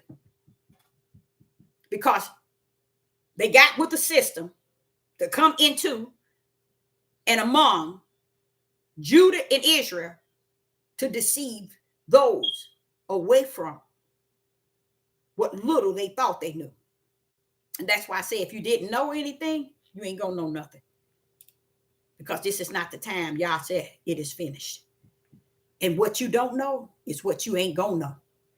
So you waste your living on listening to somebody trying to trap you in a way that's leading you to their power to be able to control every move and aspect of everything, because that's what they teach you, that even you have the power. And I'm going to tell you right now, I don't have the power to do nothing without he that is greater in me. I'm worthless. So here in here in Matthew chapter 24, Yeshua broke that thing inside out. He said, many shall come in my name. Why ain't Yeshua down there? Why ain't the word Yeshua, Jesus? Why ain't Yeshua down there? Because Yeshua knows that name he speaks of is the power. They come in power, y'all. That's how they're going to deceive you. And they're saying, I am. Woo! I am Yah's power. See, that's why Yeshua couldn't add his name, because he's not the power. So he couldn't add his name to one sister. Because the first thing this sister, Father Yah, where is his name then? Why ain't Yeshua in there? Deborah, you know he ain't the power. What are you talking about? I am that I am. So he put me in there. All right. I am the power. That's what he's saying. They coming to claim Yah's power. Who also did that? Satan in the kingdom. His whole idea wasn't to do nothing but have that throne and have that power. That's it. He didn't want no more than that. Here it is down on the earth. And this is what is going on here. Even with this country, they want the full 100% power over you. Okay, now let's get into the lesson. Oh, Deborah, Luke chapter 13 and verse 23. In Luke chapter 13 and verse 23 through 30. Luke chapter 13 and verse 23 and through 30. Luke chapter 13 and verse 23. Then said one unto him, to Yeshua, are there few that be saved? They asking Yeshua, are there few that be saved? Look at the word few. Few. That's not many, y'all. That be saved. They asking Yeshua this. And he said unto them, now Yeshua finna say something. Strive. Anybody in the live chat, do you happen to know what strive means? And if you know what the word strive means, can we hear it in Hebrew, in Greek, and also in English? Can we hear it in Hebrew, Greek, and English? Strive. Now, Yeshua is talking. He's saying something here. He's saying strive to enter into a straight gate. Why is he saying this to them? Because they said, is there only few that be saved? His disciples want to know, well, shoot, don't look like nobody going to be saved. So it's only few that's going to be saved. What do Yeshua say to them?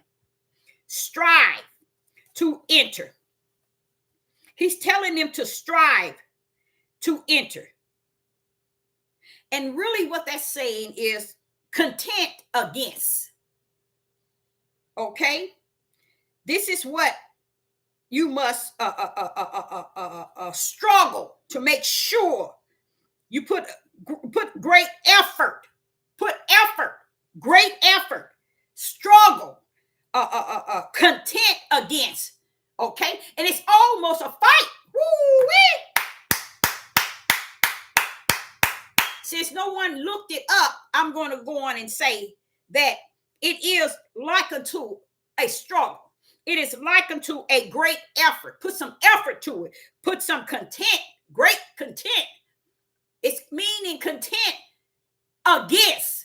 Come on, put something to it, is what Yah said. So when you sit and you hear me say that I feel like I'm talking to the brick wall, this is the reason why. Exactly similar to what he said. Deborah, they don't have no strive to the kingdom. They don't have nothing about themselves that shows they put any effort to even appreciate the food for the spirit. to content, to struggle. He's telling them in verse 24, strive to enter into the straight gate. You think people enter in striving?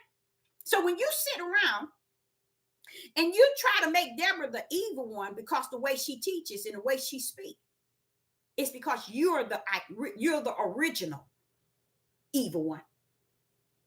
That's why. Because Sister Deborah is getting you strictly food for the spirit. I just said put in strive in Hebrew, in Greek, or in English. So when you where you at and you put it in and you see what it means, you're going to say, wow, Deborah, I didn't know that word meant that. It means fight for, struggle. To what? Enter into the what? The straight gate. And if you don't think my messages is teaching you that, then you need to go to another platform where you can get what you feel you need to be taught. So you don't have to have no struggle. The words that I'm bringing forth is spirit and truth. It's supposed to. It is supposed to sparkle you. It's supposed to set you on fire. It's supposed to get you to the point where you're striving to go into one gate instead of going into the other. Because the other gate is easy to go in. You can go on all these different platforms and you can pull out any video and sit up all day and night, wait for the next morning, and following them years and years and years. It's easy. That's to the broad gate. Very easy. That's the way. Many of you all need to go anyway. But I sit and I say unto you, just reading.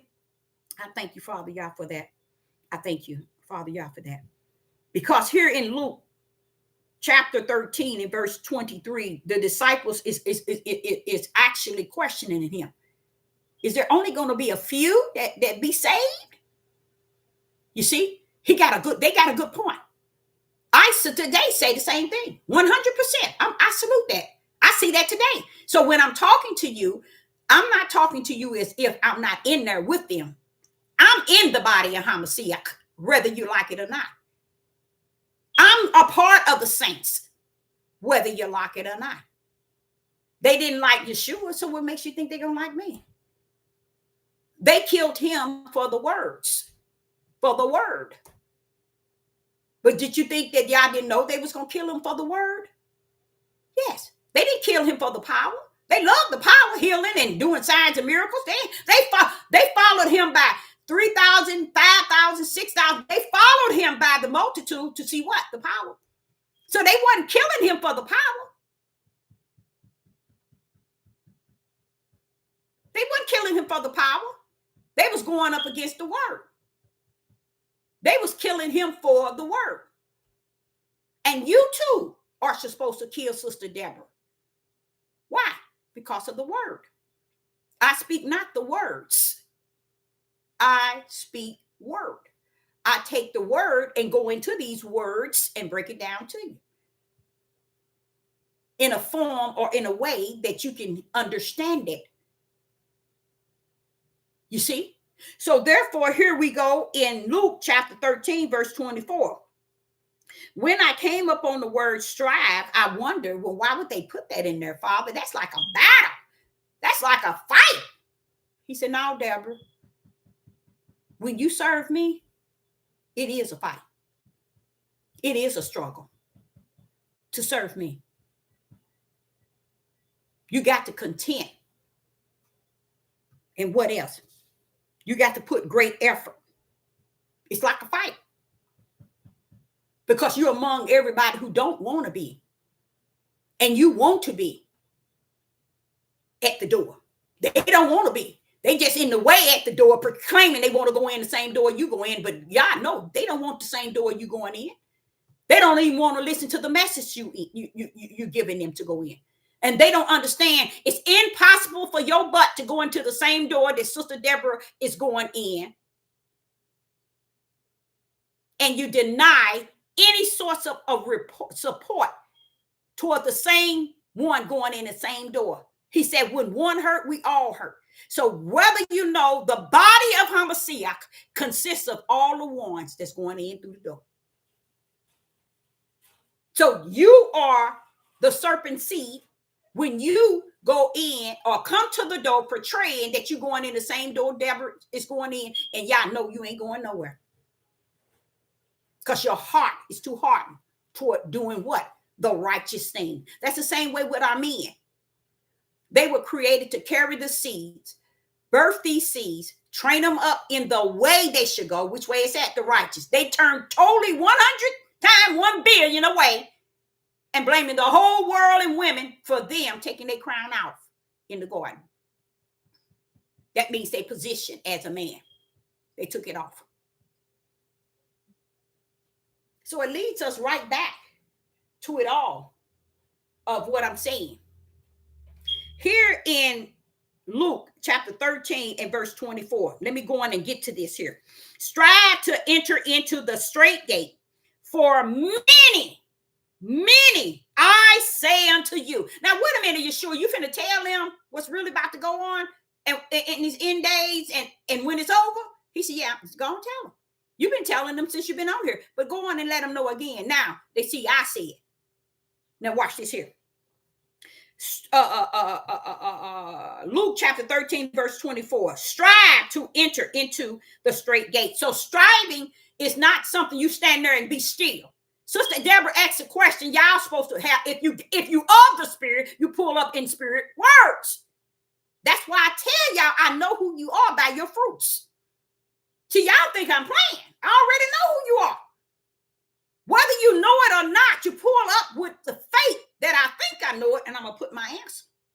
But when you stand as brick walls behind the wall, you ain't going in. So watch what Yeshua says. Luke chapter 13, verse 24. Strive to enter in at the straight gate. For many going to be on your platform, Deborah. They're going to be in your chat. They're going to be on your line listening to you. I say unto you, Deborah, will seek to enter in and shall not be able. So that's the part I tell y'all. Fake it until you make it. Because you ain't making it nowhere. Your fruit speaks for you. It identifies. If a person can't say a word toward righteous or to a word they feel is righteous or to an answer they feel they might have or they don't have, but they come up with something, it's better because he's saying strive.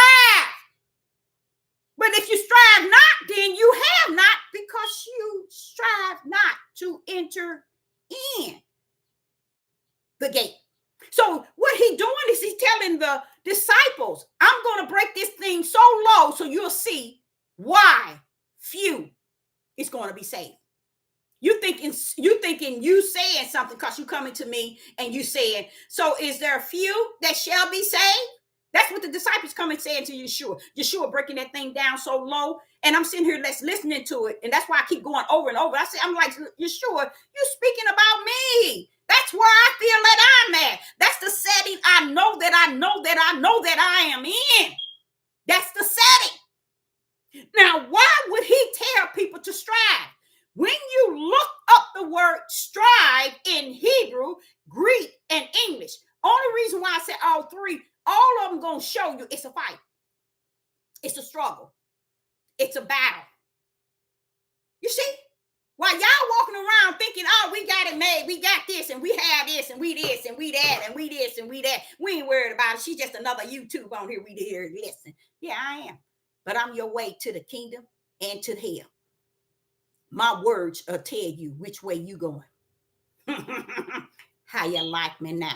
And it ain't my words, it's he that's in me giving me the words to say unto you. This tell you where your destiny is already at in the year of 2024.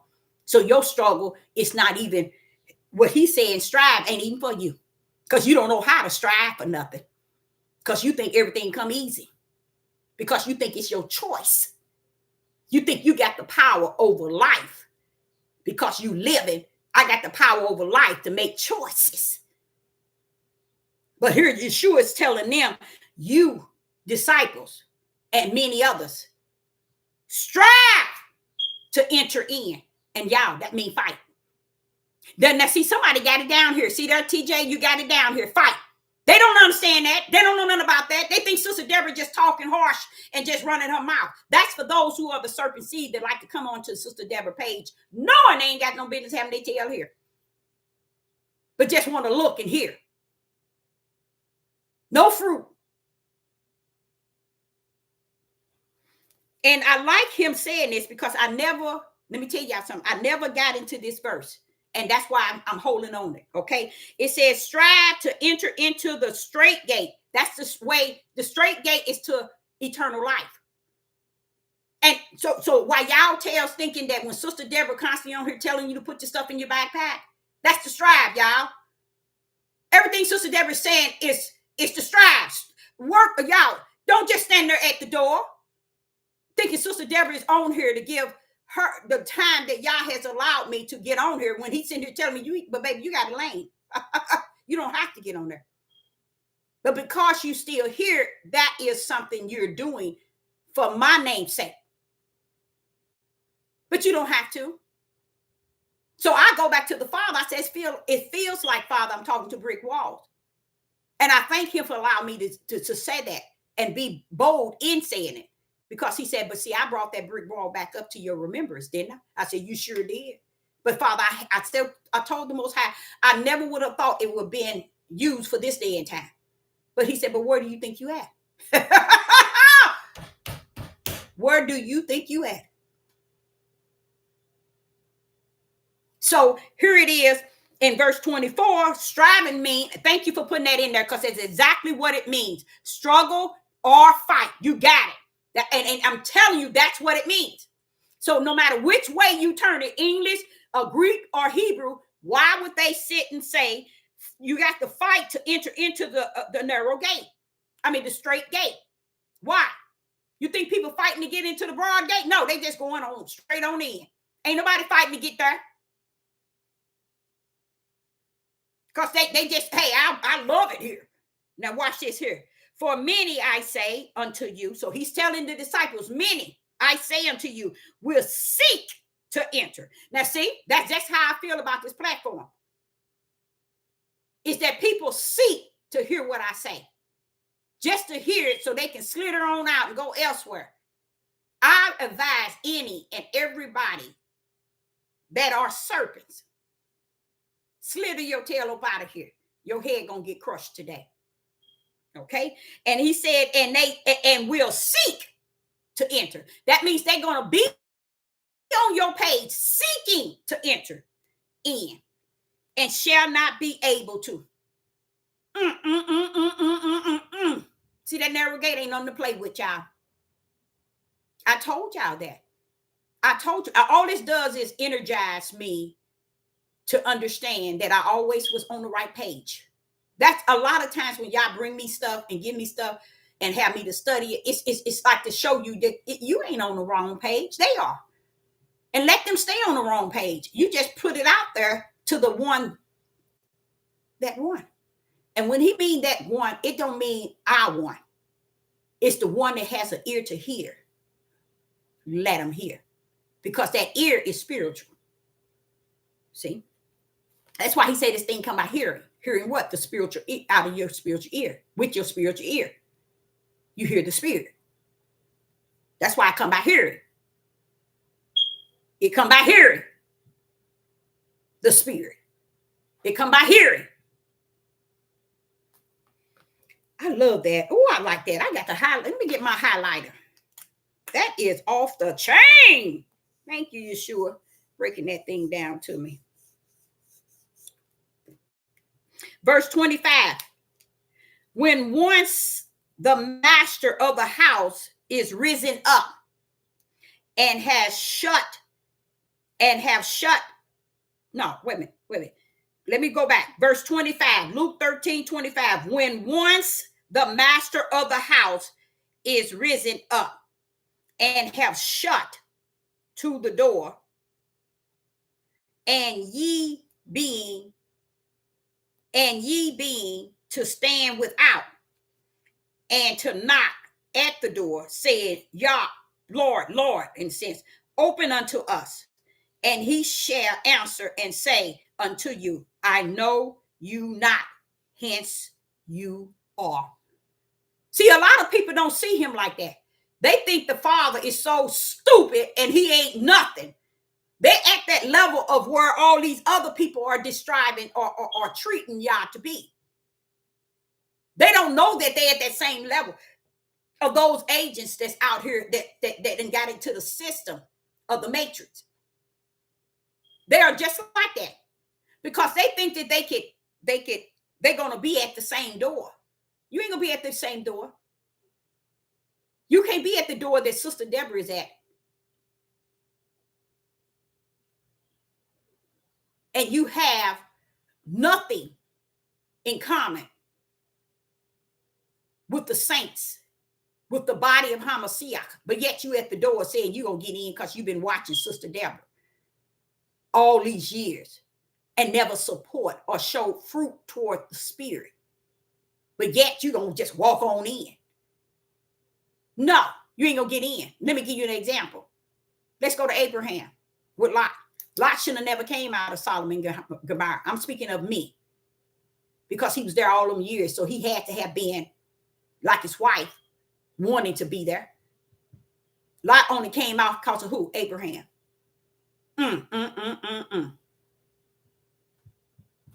Noah's sons didn't come because of him. Noah's son's wife didn't come because of Noah's sons didn't come because of Yah found favor in them. Noah's sons came with their wives because of Noah. See, people don't see stuff like that. They don't understand why Yah say, and he will bless your children in a way through you. People don't understand that. They don't understand why? Because the spirit that's on you and your faithfulness toward Yah, you can bring anybody in with you. Because I detached them to you already from the kingdom. Bring them on in. You see? So here in verse 25, he's letting you know they're going to come to the door right beside those who's coming in, thinking they're going to get in. See, this is what I'm trying to tell y'all. Everybody playing this role. Everybody is thinking they got the game and gone. So what happens? So verse 26, then shall ye begin to say, then shall ye begin to say, we have eaten and drinking in thy presence, and thou hast taught in our streets. Verse 27, but he shall say, I tell you, I know you not, hence you are. You see? So you see what now? Who in this live chat cannot see that example that Sister Deborah have poured out to you probably 50 times? What did Sister Deborah say? It feels like the brick wall. I know you based on your fruit. I know you are a serpent coming in to sit among. I know you, I don't care how long you've been here. You are not who you trying to portray you are. Now listen to Yeshua. Listen to Yeshua break that thing down. Verse 26, Luke chapter 13 and verse 26. Then shall ye begin to say, we have eaten and drink in thy presence, and thou hast taught.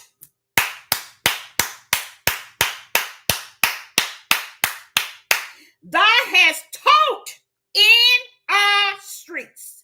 Verse 27. Verse 27. But he shall say, I tell you, like I be telling y'all, I know you not, hence you are.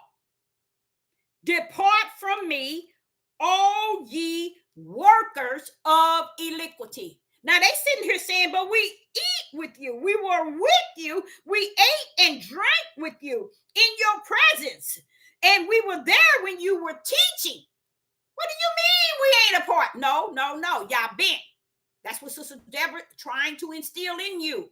When she's saying a brick wall, Just because your presence in there don't mean you with Yah.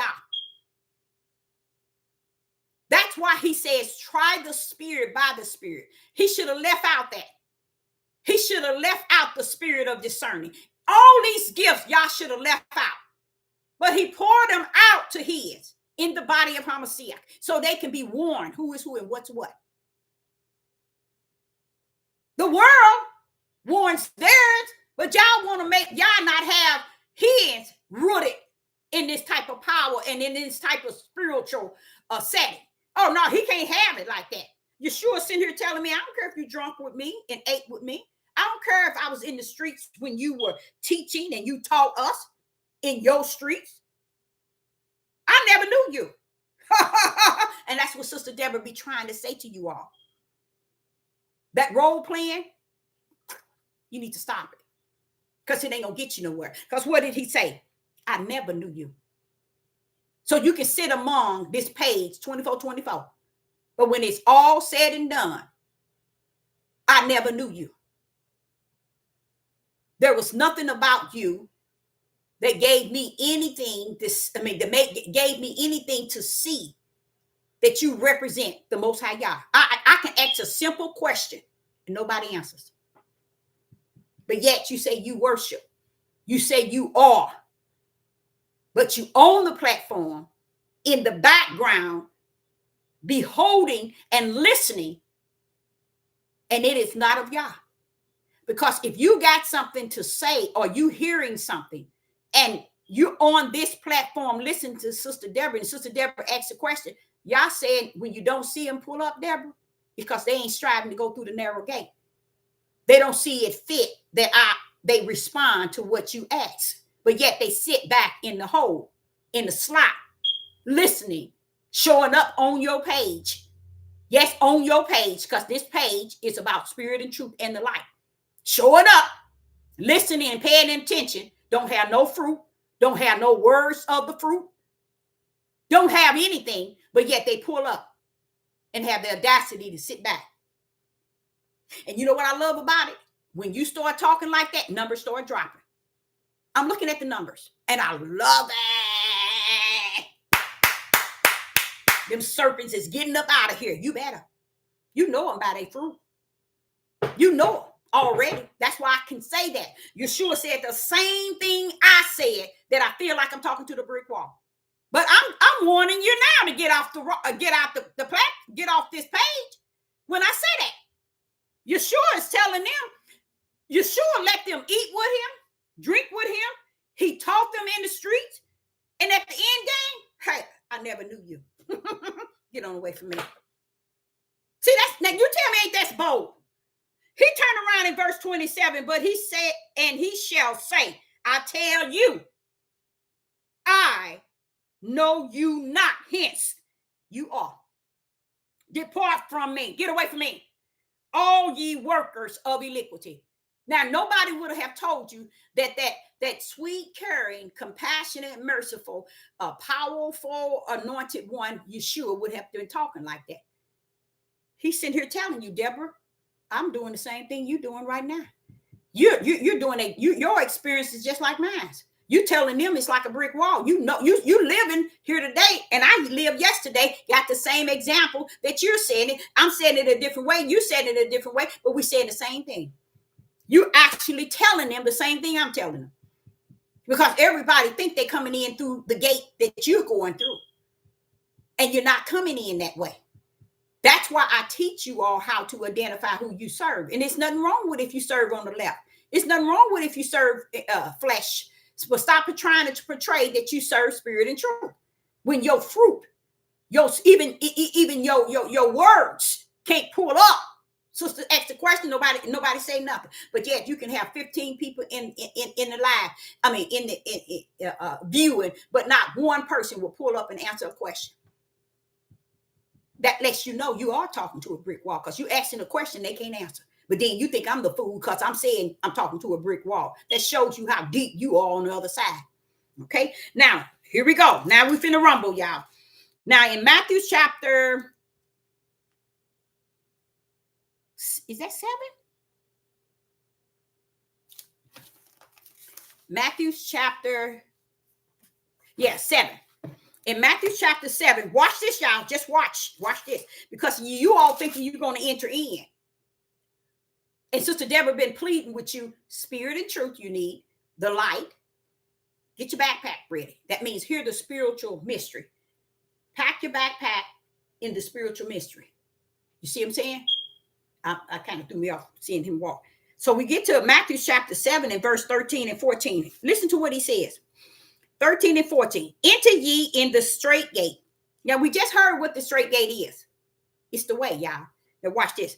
For wide is the gate, and broad is the way that leads to destruction, and many, therefore, be which go into thereat. Many is going to go to the broad gate that leads to destruction. That's where people are going today. That's where people are at today. And when he said he had to enlarge in hell, what I did thought was the grave, but I come to understand he enlarging the lake of fire. Because once you realize what hell is, the grave is, then you'll know where it's going to end up too. In the same place Satan going to end up. So we still talking about the lake of fire. Okay. So when you get to the straight gate, I noticed in Matthew's, the way it was teaching me, it knows I already know about the narrow gate and the straight gate. I already know about the way to destruction and the way to life. I already know that. But guess what he was teaching me? The twos. He wanted me to pull up in the twos, to go back over the fact that he always did ride on the twos. And he said, I talk about two gates, Deborah. I got two gates. One gate is the straight gate, and one is the wide gate. How are those two gates defined? One is defined as narrow, and one is broad. So we're dealing with the twos. We're dealing with a straight gate and a wide gate. We're dealing with it in a form of something narrow and something broad. You can see the twos. And we're dealing with it as few entering and many lead it to destruction. It's led. Now listen to this. Few enter in. That's one. And many enter in the other. There go two. Two. Few and many. He's actually breaking down the two directions, y'all. That's why Sister Deborah tell you for your backpack, always know you can measure your whole life on twos. Okay? Now watch what he says. One leads to life, and the other one leads to destruction. He said, Deborah, they would never see where Yeshua came saying the same thing you said, except for the difference from you and Yeshua. You are the prophet. He was the sacrifice. But y'all saying the same thing, but you breaking it down in the spiritual matter, and he broke it down in his spiritual matter, but man smeared it and smeared it where you can't see the spiritual mission of it all. See, a lot of times y'all don't understand when Sister Deborah is talking about spiritual. That's the way that everybody got lost in. That's why the agents have snuck into the matrix, into the system. And they using energy, vibration, what's that other one? Energy, vibration, and all these things which this consists of is energy, vibration, and I come up with it. That they got people's mind thinking that they rule it. They can rule the earth and the heavens at the same time. I know y'all don't get what Sister Deborah is saying, but the truth of the matter, they really do. They believe they can rule these that's coming. Let me stop saying they coming. They've been here, but they just got their tickets to pull out to go in, because the more we talk about the kingdom for really what it is and the power, then they came up with where we'll do away with them again by bringing their own kind among them teaching this vibration and this energy and this all this other stuff that caused you to have the power to rule this whole universe and the earth. That's what they teaching y'all. And that everything else, like a creator in the kingdom, no such thing. And they run around here teaching this, and y'all run around here thinking these people they teach it. Just imagine what truth do you have? You don't. That's how narrow the gate is. So if you find a person that's teaching spirit and truth, your butt better stand your tail still and know that y'all. And that's what he was telling y'all. He said, we fight not against flesh and blood. So he couldn't include you as we, because he said it's not against flesh and blood. You flesh and blood. So why is it saying we? He's letting you know in the spiritual battle, it's about spiritual warfare. So sit your tail down. Trying to fight battles you cannot win when it's a spiritual warfare. That's why it's important to have him and to recognize that he is without him, you nothing. Without you, you can't do nothing. You can't think. You can't pray. You can't repent. You can't ask him for anything without him.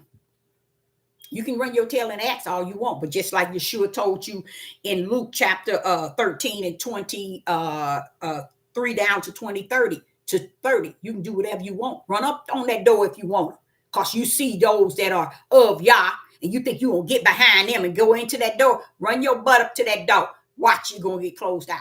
That's what he was saying in Luke chapter 23.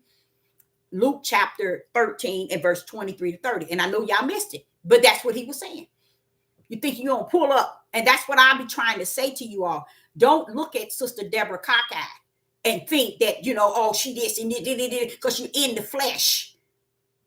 Yah is coming to bring you food for the spirit, and you all up and parked up in the flesh. But if you was about the spirit, you'll be one trying to feel that I had me and her in the same body. She ain't no different than I am. She ain't no better than I am. She ain't nothing but who I am. We are in the same body. Let me support this sister. We in the same body. He even told us, you can't tell the left hand that it don't belong, or the right eye that it don't belong. Why? Because we're in the body of Hamashiach. But when you know people are not in that same body you in, it's when you don't see them in any action, nothing outside of just standing still like a brick wall. Then you say, wait a minute, is that the same one in the same body I'm in? Wait a minute, that can't be the same one in the body I'm in. Okay, let's continue. So I like what the Father did. He did something very beautiful here. He separated everything in twos. He said he had two gates, a straight one and a wide one, which is considered a narrow and a broad, few and many. Few gonna go in one, many gonna go in the other one. One head into life and one head into destruction. Right there, Yah set up 10 ways. He sat and showed you 10 ways in Matthew chapter 7, verse 13 and 14. He gave you 10 ways of who's who. So how dare you stand here on this devil platform and think that I cannot identify who you are? He done already showed me the way. Because greater is he that's in me than you that's on the outside. He already done said it. Then when you hear Yeshua sitting here telling you, Deborah, they're going to be trying to come in through the same door. They ain't going to get in. The door going to be slammed. They don't understand. Heaven got that thing locked in and out. It's written in and out. It's finished. They will try to come into the same gate. And just because Yeshua, they ate with him, they drunk with him, and he taught them in their streets, they figured, hey, we can go in with him. He already told them, I don't know you. Just because I taught you, don't mean I know you. Just because you ate and drunk with me and I fed you, don't mean I know you. See the difference? Yah is saying to me, to teach me, that you are the ram that's in the bush. You are the one that's the light that I sent as my servant. That's why that boldness is like a lightning coming out of your mouth. It's like a sword. You see? So Just listening to Yeshua break that thing down, I'm like, wait a minute now, Yeshua, you over there talking like I'm talking today, but just in a different form. He's talking to those yesterday, and I'm talking to you all today. And what did he tell them? Your butt ain't coming in. So what? We sat down and drink and ate together. So what? I taught you in your streets. I never knew you. Notice what happened. He was given the drink and the food. They ate together because he blessed them to get what they ate. Fed the multitude more than once. He taught them in their streets. Nothing they did supported him. Nothing they did to appreciate him. That's why he knew them. Just because you're in the midst of them, don't mean that they are of you. And Deborah, because you on YouTube and they following you, you got a lane. That's why he want me to remember you got a lane. And in that lane tell me who's who and what's what. It's there to give me that endurance, that long suffering, and being able to use that power of discerning and trying the spirit by the spirits. See, people think the spirits is tried by me seeing you and you seeing me personally. No, it don't have to, honey. That spirit of that type of power that Yah gives us goes beyond. You can be over in Kimbaku, and I can discern you if the spirit of the Most High Yah gives me that connection to discern you. See, that's why I said people estimate who Yah is and his capabilities or who he is. They so busy looking at the flesh of who Deborah is and not looking at the spirit that's working through her. So one thing I can say, it is truly a blessing how he set that up. And that was in Matthew chapter 7, verse 13 and 14. But look what he did in 15. In Matthew chapter 7, we're still in chapter 7, verse 15 and 20. Matthew chapter 7, verse 15 to 20. Listen to what he says. Be aware of, verse 15, be aware of false prophets which come to you in sheep clothing, but inward they are raven wolves. How are they coming to you? Didn't I just tell y'all? So when I say brick wall, do y'all see the difference than how Yeshua was teaching it and how Deborah bringing it out in this day and time? Because I have to bring it out in the form of boldness to bring righteous out as a light. I have to bring it out in boldness to bring out the light. You see? That's the only way light gonna come up and pull out. If it's coming out in boldness to shine. Why? Because darkness has been present for so long. Light got to pull out in boldness. Even when Yeshua come, what is it said? Even with Yeshua, I was thinking about the light, the sun, and the moon, and all of them. I'm like, what's wrong with them? Deborah, they got to get out the way. The Son of Man coming with the angels. People don't know heaven is the light. When it come down in its holiness, every light on the earth has to give up. Mm-hmm. See, we don't know nothing about that because we stuck on stupid over here in the flesh, trying to get the understanding in the flesh and have forsaken the understanding which is in the spirit. He says, seek after that which not thou see it and believe, but what is unseen, believe that. Okay? So here we are in Matthew chapter 7 and verse 15. Be aware of false prophets, which shall come in sheep clothing, but inward they are raven wolves. And this is what I've seen the 6 years I've been on here. And you all did not even understand that when I was telling y'all I was on here a long time ago and I got off, I come on, leave, come on and leave. That's why. It's because I couldn't seem to get a comfortable place to really call a place to bring the light. A place where I can teach and preach the light. It was so much darkness to where I ran. Say, ain't no light on this page. Ain't no light on this page. Let me get out of here. These people don't know spirit and truth. You know, they don't have no light. They don't have no key to the kingdom. Let me get out of here. And I did that about 3 or 4 times to where I'm at now. I should have had probably almost probably 1,500 or more videos on YouTube. 15 and more videos. But see, these videos weren't about likes and subscribers and numbers. See, when you understand, I'm going to break that down at the end of this. Let's finish this here. Matthew's, I'm going to break it down. Matthew chapter 7, verse 15 to 20. And then verse 16 says, ye shall know them by their fruits. There you go again. So what are you saying to me, Yeshua? What is their fruits? Why should I know them? By their fruits. He's letting you know that you are not going to know me, and I'm not going to know you by the things in which we see each other and know each other, like you seeing me, we hanging out, and you getting to know me that way. But it's the fruit of the Spirit shall you know me, and I shall know you. So when you hear Sister Deborah say she pull out the question and there's no answer, that's a brick wall, because a brick wall can't respond.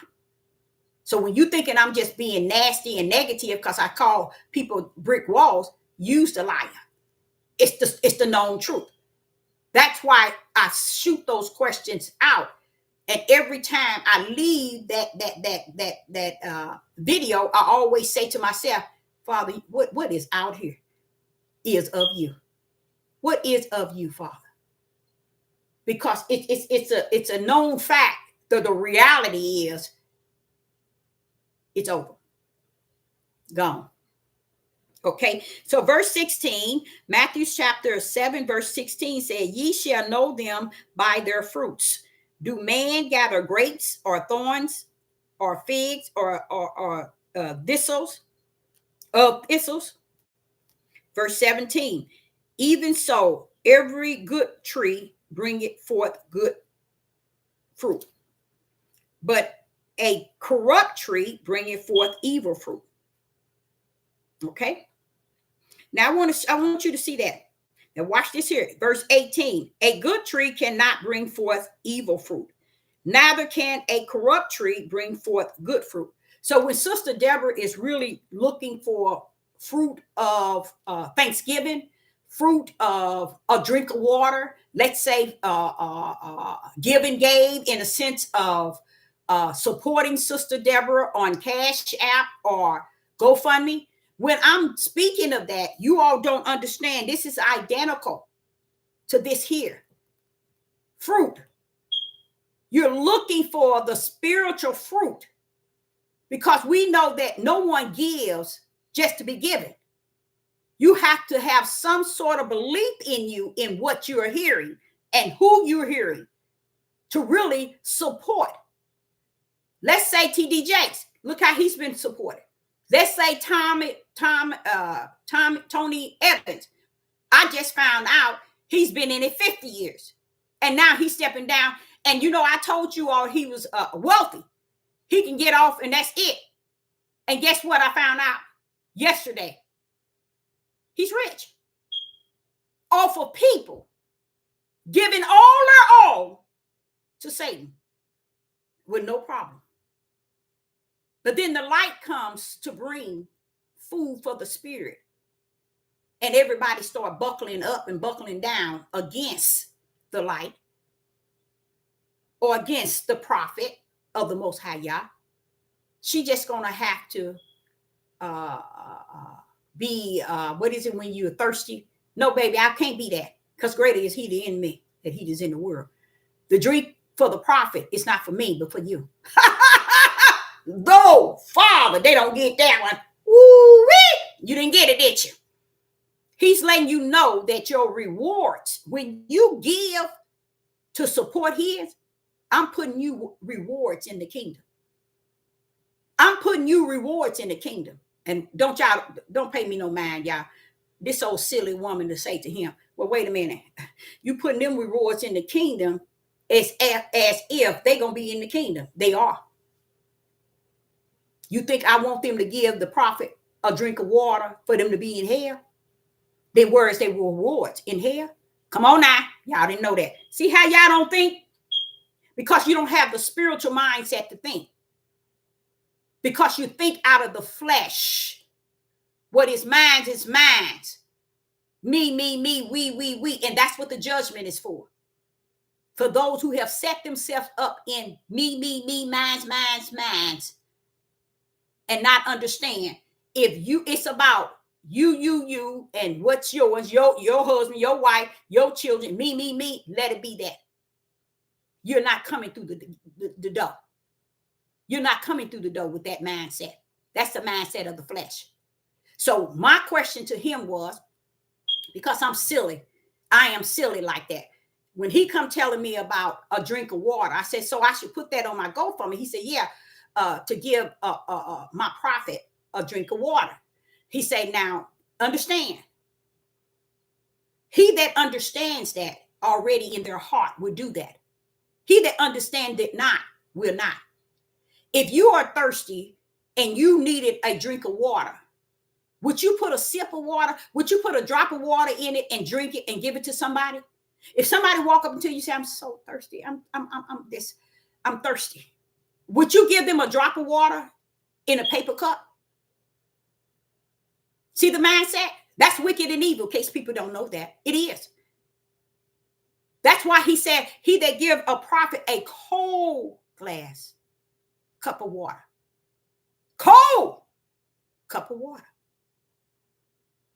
Because their thirst is coming from their labor.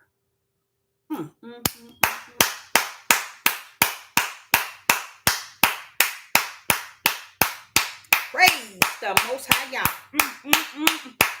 Because the thirst of the cup of water is because of the labor that they are doing for Yah's name's sake. You hand them a cup of water for their thirst. And Yah said, in that is the kingdom, your reward. And this is what Sister Deborah said. Okay, since you're going to say it like that, now, wait a minute. Is they rewards in the kingdom?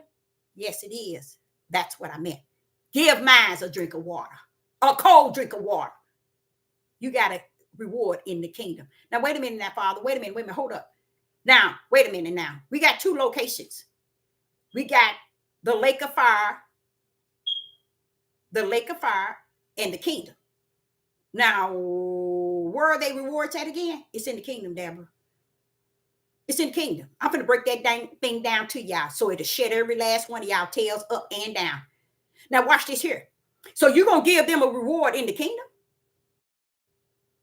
Not on the earth? No, I'm not. I'm just showing y'all how he breaking it down. He broke it down to me years ago. He said, now, there are rewards in the heavens. See, Deborah, it's not that you labor and you need the water, the thirst, the cup of water, because you're laboring in my vineyard. You're laboring for my name's sake. You're speaking me, Deborah. So I send the right ones to give you a cup of water. They are mine anyway. Because if they were not mine, they wouldn't give you a cup of water. And it's cold too. Come on, Deborah. Their rewards is in the place where your rewards is at, because they gave it unto you. They match in the body of Hamashiach. They in the same body as you. They just getting rewards for giving you something on the earth. And the rewards is in the spirit because I son them to be just that. You know how everybody say, well, what is your calling? What is your purpose? That's that person's purpose. That's they call it. Is to hand the labor of Yah a cup of water. You see? But there are people who will put a drop in a cup and hand it to the prophet and really think that they have fulfilled the kingdom blessing. Y'all don't play with that. Y'all don't understand how this created rumble. He don't play with that, because he had to explain to me and how and reason why he wanted me to make sure I understand, because he didn't want me to think that they should get rewards right now on earth. He said, just like you gonna get your rewards on in the heavens, so are they. That's why they're giving you a glass of water. They're in the same body you in. I'm like, said, are you for real, Father? Yeah. That's how he had to teach me, because I asked the question that you would think is stupid. You would ask one, well, she's that bold with talking to Yah. Yes, I am. He greater in me. He knows my thoughts before I even think them. So I just put it out there. You see? So when he's saying that, I'm like saying, okay, that makes sense.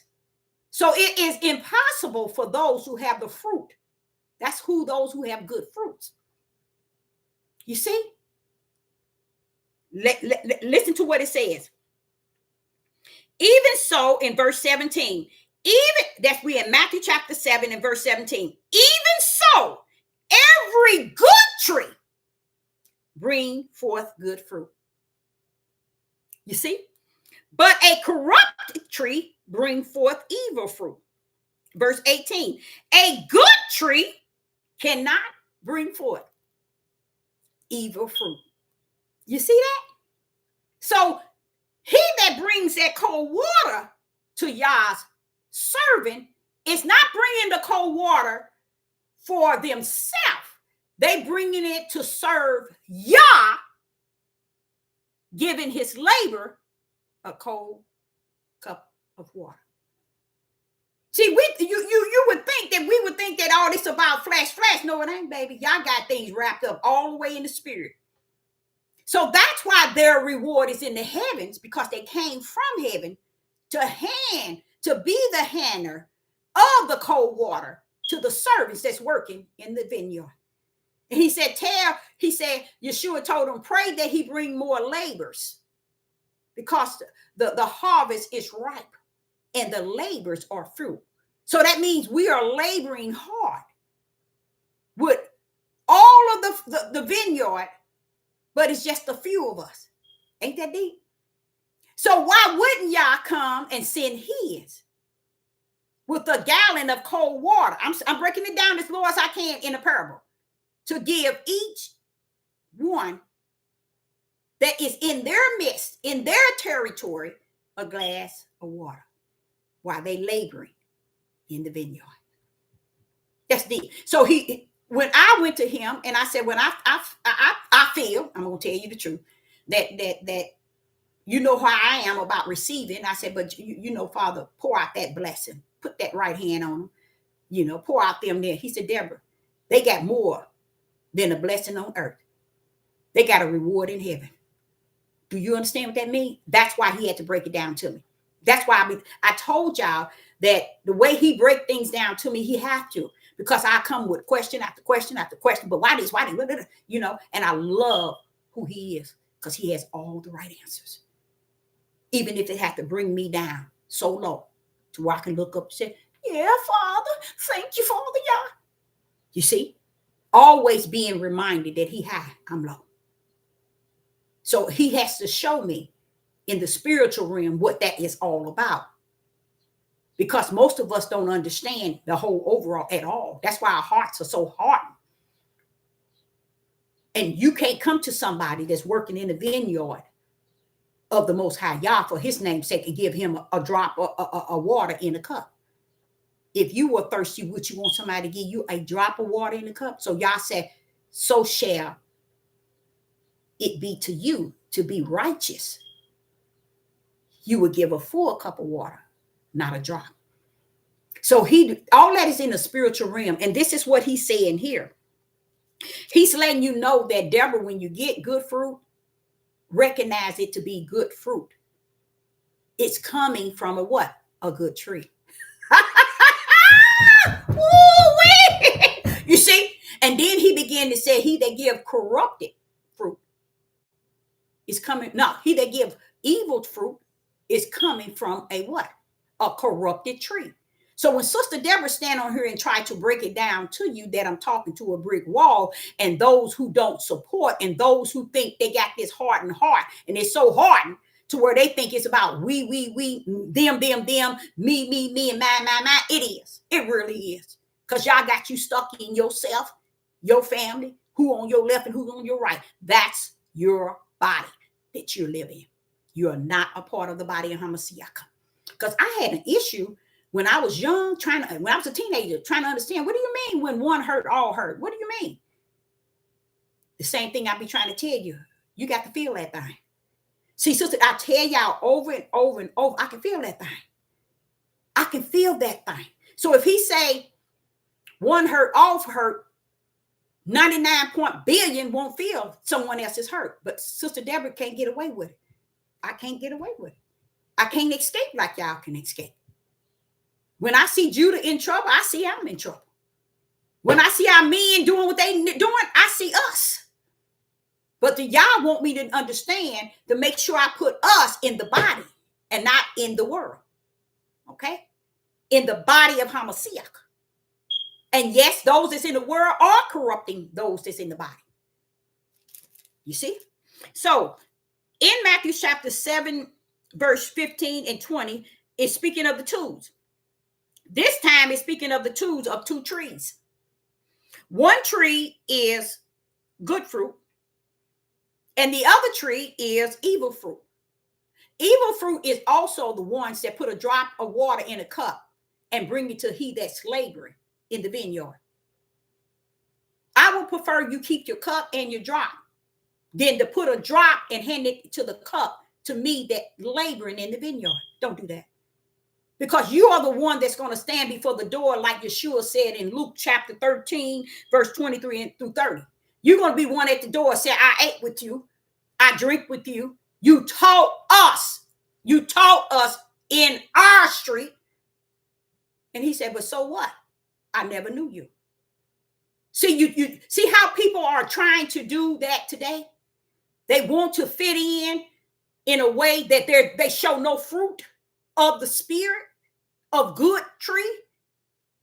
And the fruits of the spirit even can be the conversation. When Sister Deborah step up and she asks a question, whether you have the answer or not, he said, be quick to respond with the question or not. Why? Because that's, you got a spirit of wanting to learn.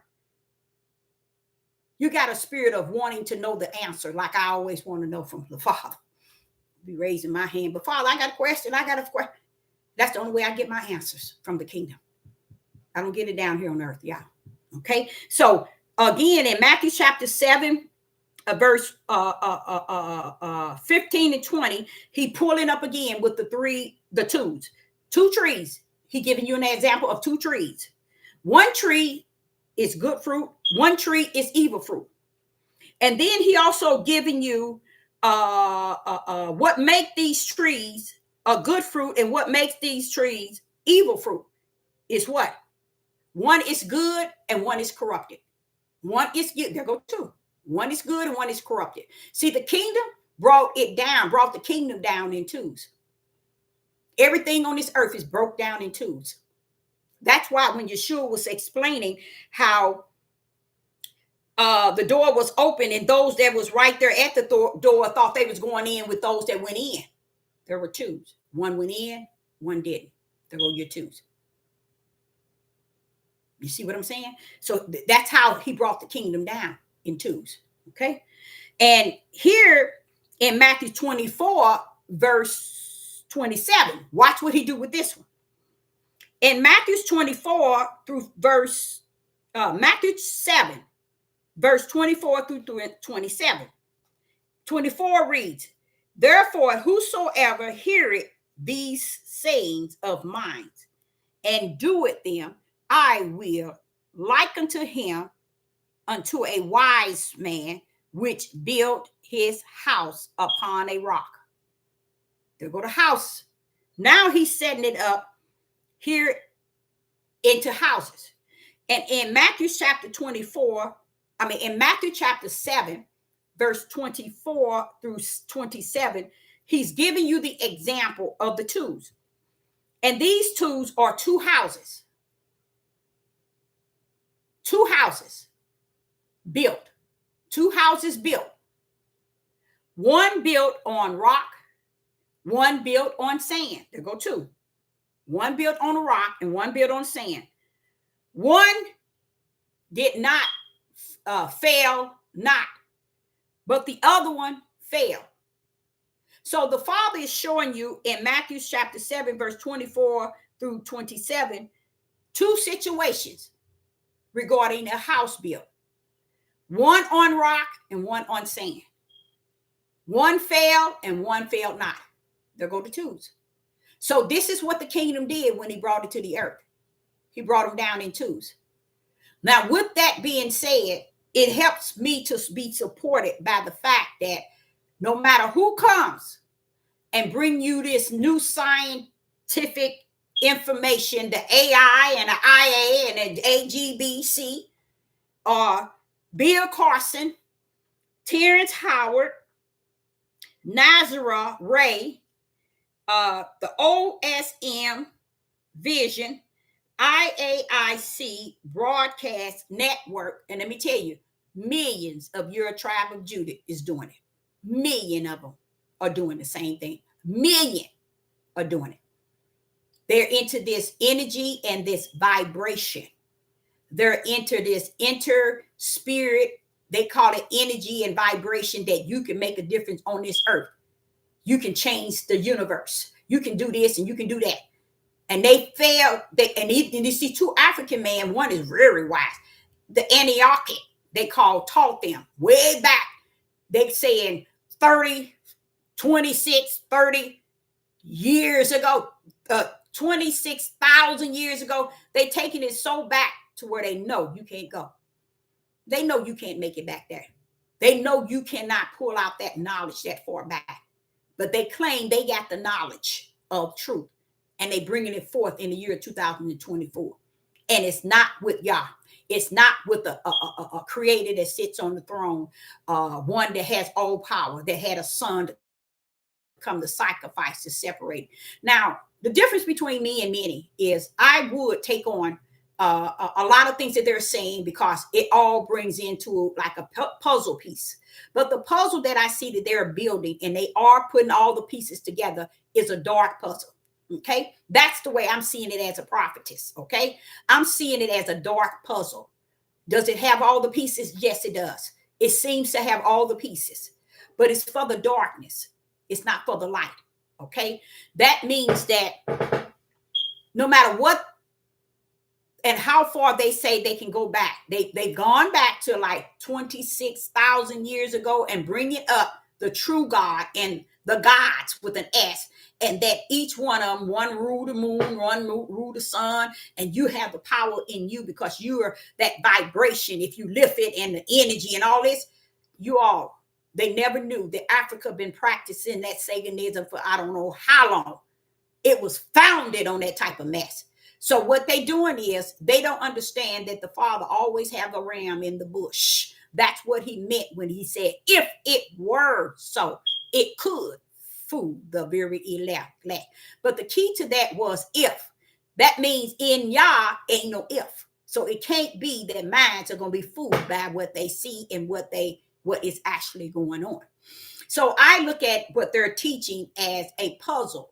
And it's fully completed because those who have been in it many years have brought it forth to combat Israel and Judah so that they can be lost with a cause and without one, not knowing that Judah and Israel is already lost. That leads me to understand that how you're going to take that much information that you didn't study 40 years, that much information that you are bringing forth to prove the Bible to be wrong, the Most High Yah be wrong, Yeshua be wrong, and everything wrong, but you right. You pulling it up now. Why now? And if it was then, why does it not prophesy really what is going on today? It only prophesies to them the things in which give them the power to keep feeding it to be the truth. So to me, it's like a puzzle put together, but in darkness. Okay. You go over on this side where I reside, the puzzle I see is put together too, because the Father said it's finished. But it is not just finished because he said it's finished. It's finished because it's walking itself out. Okay. It's walking itself out. What has to happen? It had to be all put together and be finished and walking itself according. And that took place before the foundation of the world. So therefore, what they're talking about is all true to them in their darkness. How is it that this darkness now trying to bring you to the little pin needle light that you have? It's working. It has took many of Judah men and women to the dark side. And they can't see that it's the dark side because they think they are gaining energy, vibration. They're controlling their destiny. They're controlling their power. They're controlling their being. All of that has always been witchcraft and sorcery and voodoo in Africa. And those two guys, that's very high level teacher, the Anunnaki and all that they go back and put up on a pedestal above y'all, let them do it. But let them stay in their lane. But they're not going to come in their lane. They're not going to stay in their lane. They're coming to destroy your path. And I don't know why, because I'm looking at it like that. Judah and Israel already destroyed. How can you destroy them? You see what I'm saying? So they're wasting their time. But the matrix in the system has assigned them to come among Judah and Israel. Judah and Israel already lost, baby. Even Deuteronomy 28 says they shall be destroyed. So what can you do more to Israel and Jerusalem? I mean, and Judah? You can't do no more. But what type of demonic thing is this that's going on? What they're doing is, through it, they're going to gain the power that it's going to be ushered through them by the spirits, the seeds of Satan's. And they're going to, just like Satan going to give his power over to the beast, that you see that power can be transferred. And that's what is actually taking place. And these people are going to get caught up in something that they wasn't bargaining for, and which they already caught up in. They can't even get out. Terrence Howard, I don't care. The Europeans are saying, how could any person be that intelligent? When did he become that intelligent? And what was the purpose to wait until now? Ooh-wee! So y'all don't get it, do you? It is a tiny in the matrix system that they're working on. Okay, so I say unto you that when you look at Matthew chapter 7 all the way down, it's give you all these things in twos. Let's break them down one more time. Let me break it down one more time.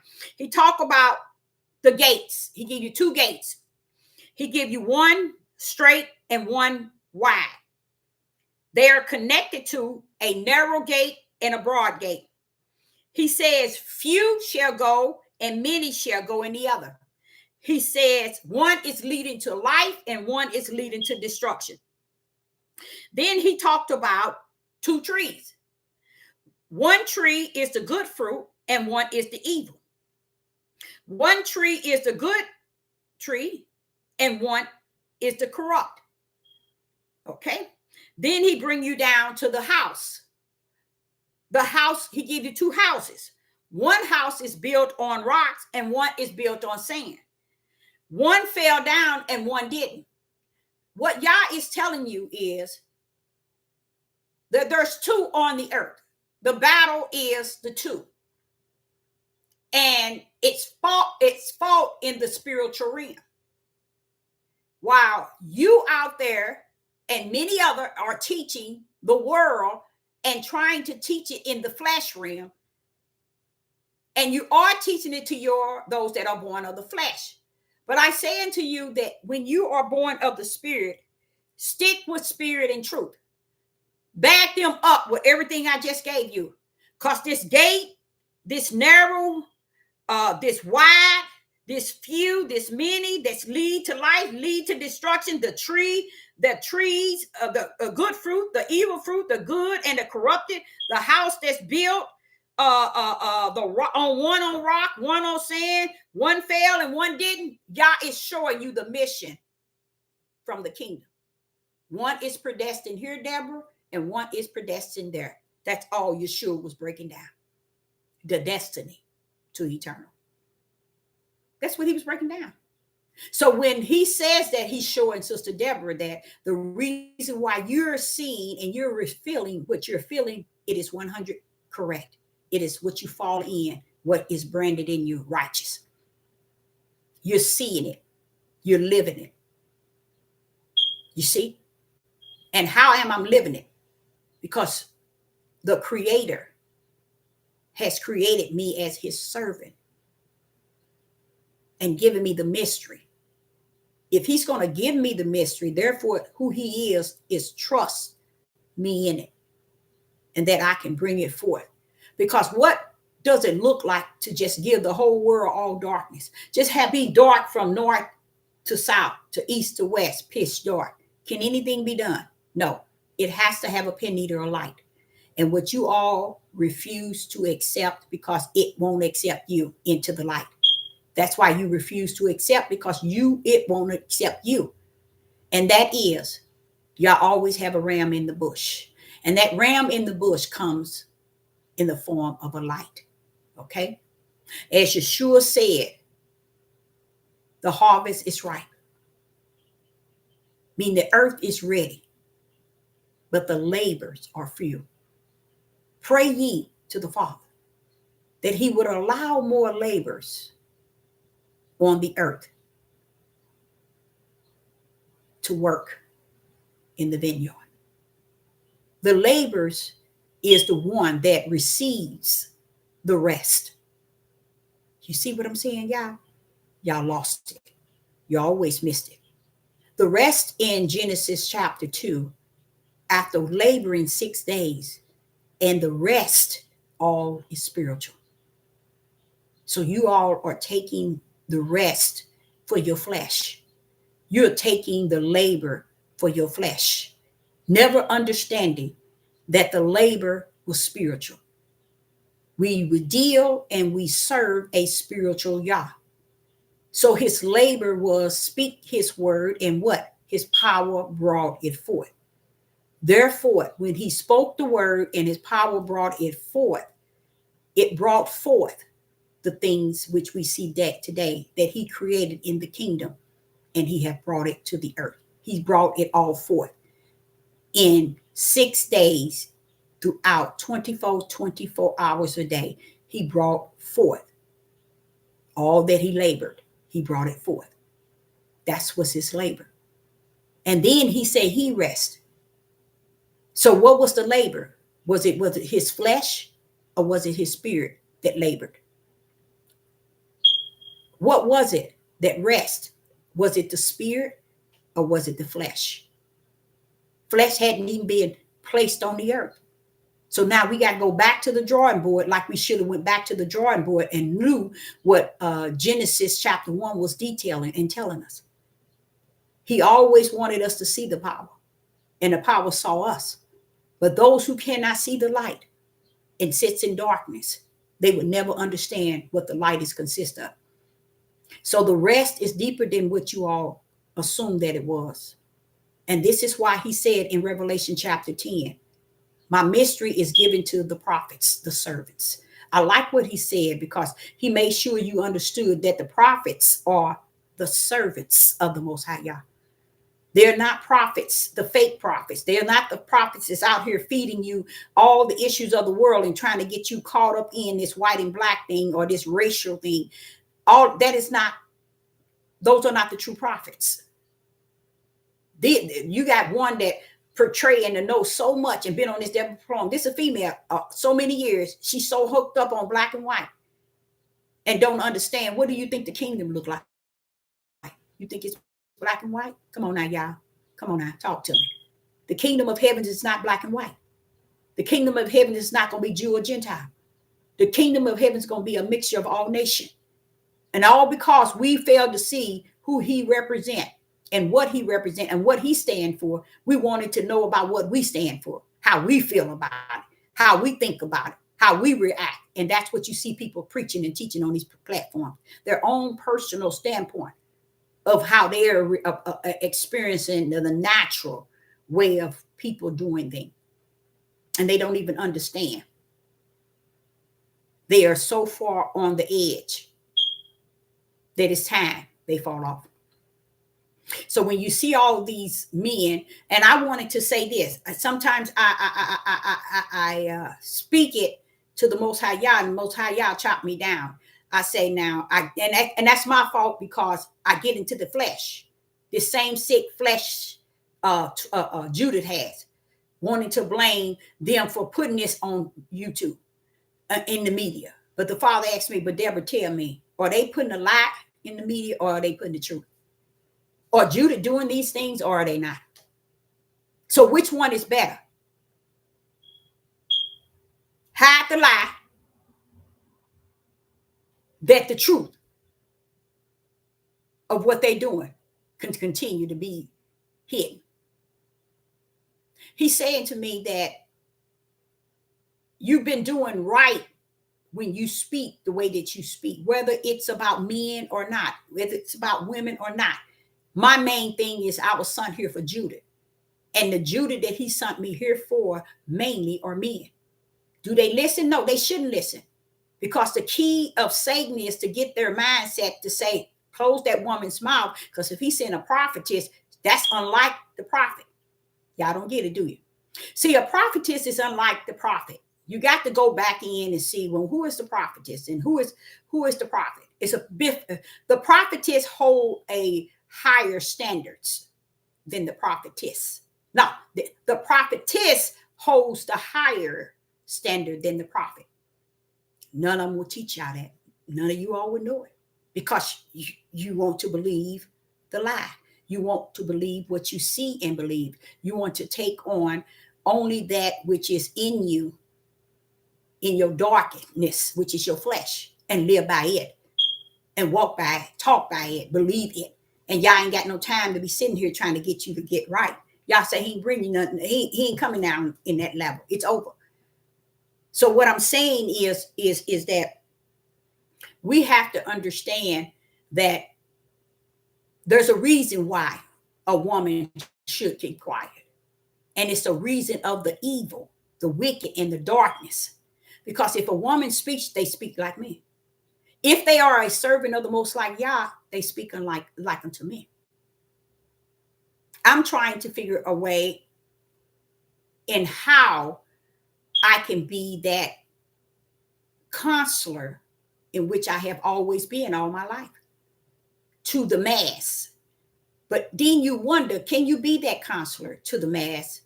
Because the broad gate then took everybody's mind, everybody's way of seeing things, understanding it, and comprehending it. And what they did is they locked woman out on all four corners. And this is why when he take his remnant somewhere along the line, you all don't understand it, it's going to be the majority of women. It's going to go to Mount Zion. It's going to be the women. That's why the dry bones going to pull up the men. Ooh-wee.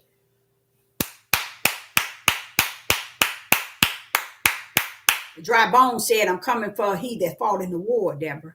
I'm going to pull the war up. And it said an army of men. That's who the dry bones are. He's going to bring them and bring them to Mount Zion. You think he's going to take them from the four corners? No, he ain't. Because this is where the men have been. And when he sent his prophet to warn them, they took heed not.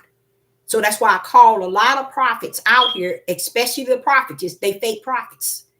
They fake prophetess. If the prophet men that are called to be prophet are not speaking like Sister Deborah is speaking or coming so close to what sister, they are not who you all think they are. They are who the Bible spoke of, the false prophets. Because they're leading you into a place of their comfort where they can reside on the earth and teach you from that level.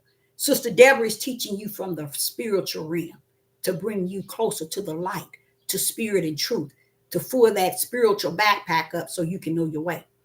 So I say unto you, I hope you did get something out of that. I went over my time and I hope you get something out of it. But I did. I got out of it the fact that the Father is serious about the twos. For him to take Matthew's chapter 7 and break down the twos, and here it is, 63 years old, never heard nobody in nobody church, nobody on YouTube, nobody on TBN, nobody nowhere. Teach the twos, preach the twos, divide the twos up. So somewhere along the line, when I pull up, you know I'm pulling out. Because it's the light. I'm bringing light in the midst of darkness. He said, that which was in the dark shall come to the light in the last days. That knowledge shall be increased. And the mystery of Yah, which is finished on the earth, shall be revealed from his servants, the prophets. So I, Sister Deborah, say again, I hope you got something out of it, because I surely, surely did. And I thank him for his wisdom and knowledge and understanding. And I will say something else to you. One thing about the straight gate, the narrow way, and the path that leads few to the life, the tree of good fruit, the tree that bring good fruit, because it bring good, and the house that's built on a rock that did not fall. Believe me, these are the ways, for Yah's name's sake, that the kingdom is bringing back to it. And when you're coming to go back to the kingdom, guess what? Those that was on the opposite side, they're going to be up on you, trying to get in with you. So be careful out there. Don't let them be on your left. Don't let them be on your right. Don't let them be over you or under you. Just keep walking, following the narrow gate, the way, because they're going to be out there. Yeshua told you. They come up on him, and they're going to say, or they said in the parable in which he was speaking, I ate with you. I drink with you. You taught us in our streets. Yeshua pull up. So what? I never knew you. See, because just because Sister Deborah's on this devil platform and she's speaking, and the more I come on this platform, the more discouraged I get, because I know what I'm dealing with. And that's the hurting part, but yet it's the healing part, because it's already been prophesied that this is the way it's going to be. This is why I gave you the spirit of endurance. You didn't get the spirit of endurance if you weren't going to endure something, Deborah. You didn't get the spirit of long suffering if you were not going to suffer nothing. You're given the spiritual gift to work within your spiritual mission. So these things I also have to keep in mind, that it's okay. Yeshua was very bold when he told them, straightforward. So what you ate with me? So what you drunk with me? Yeah, I felt the multitude. So what I taught you in your streets? I never knew you. I never knew you. Why? Because there's two sides. Only the side that represent the spiritual things of Yah is of Yah. The other one is for the serpent seed, for he that is born of the flesh. All right, Sister Deborah, better end there. But I say unto you, I appreciate each and every last one of you all. You would think that Father's Day is a day that mother gets all these calls. I'm getting call after call. But I say unto you, those that are out there that are what you call fathers, you have to understand that word father in a way of being, in a way of seeing the kingdom father. You see, and that's what a lot of them don't have. They don't have the kingdom father, so they don't know what the true father is supposed to be like. But if they just think about the kingdom of the Father creating them first and foremost, and put all the seeds in his womb so he may be the Father, like the Father in heavens is over all of us. Y'all put the seeds in man that you may be over all of yours. And when he gave you the seeds in your womb, he trusted you to train them up in the way that they should go, which is the righteous way. So men took their crown off way back in Genesis chapter 2. They took their crown off a long time ago. Okay?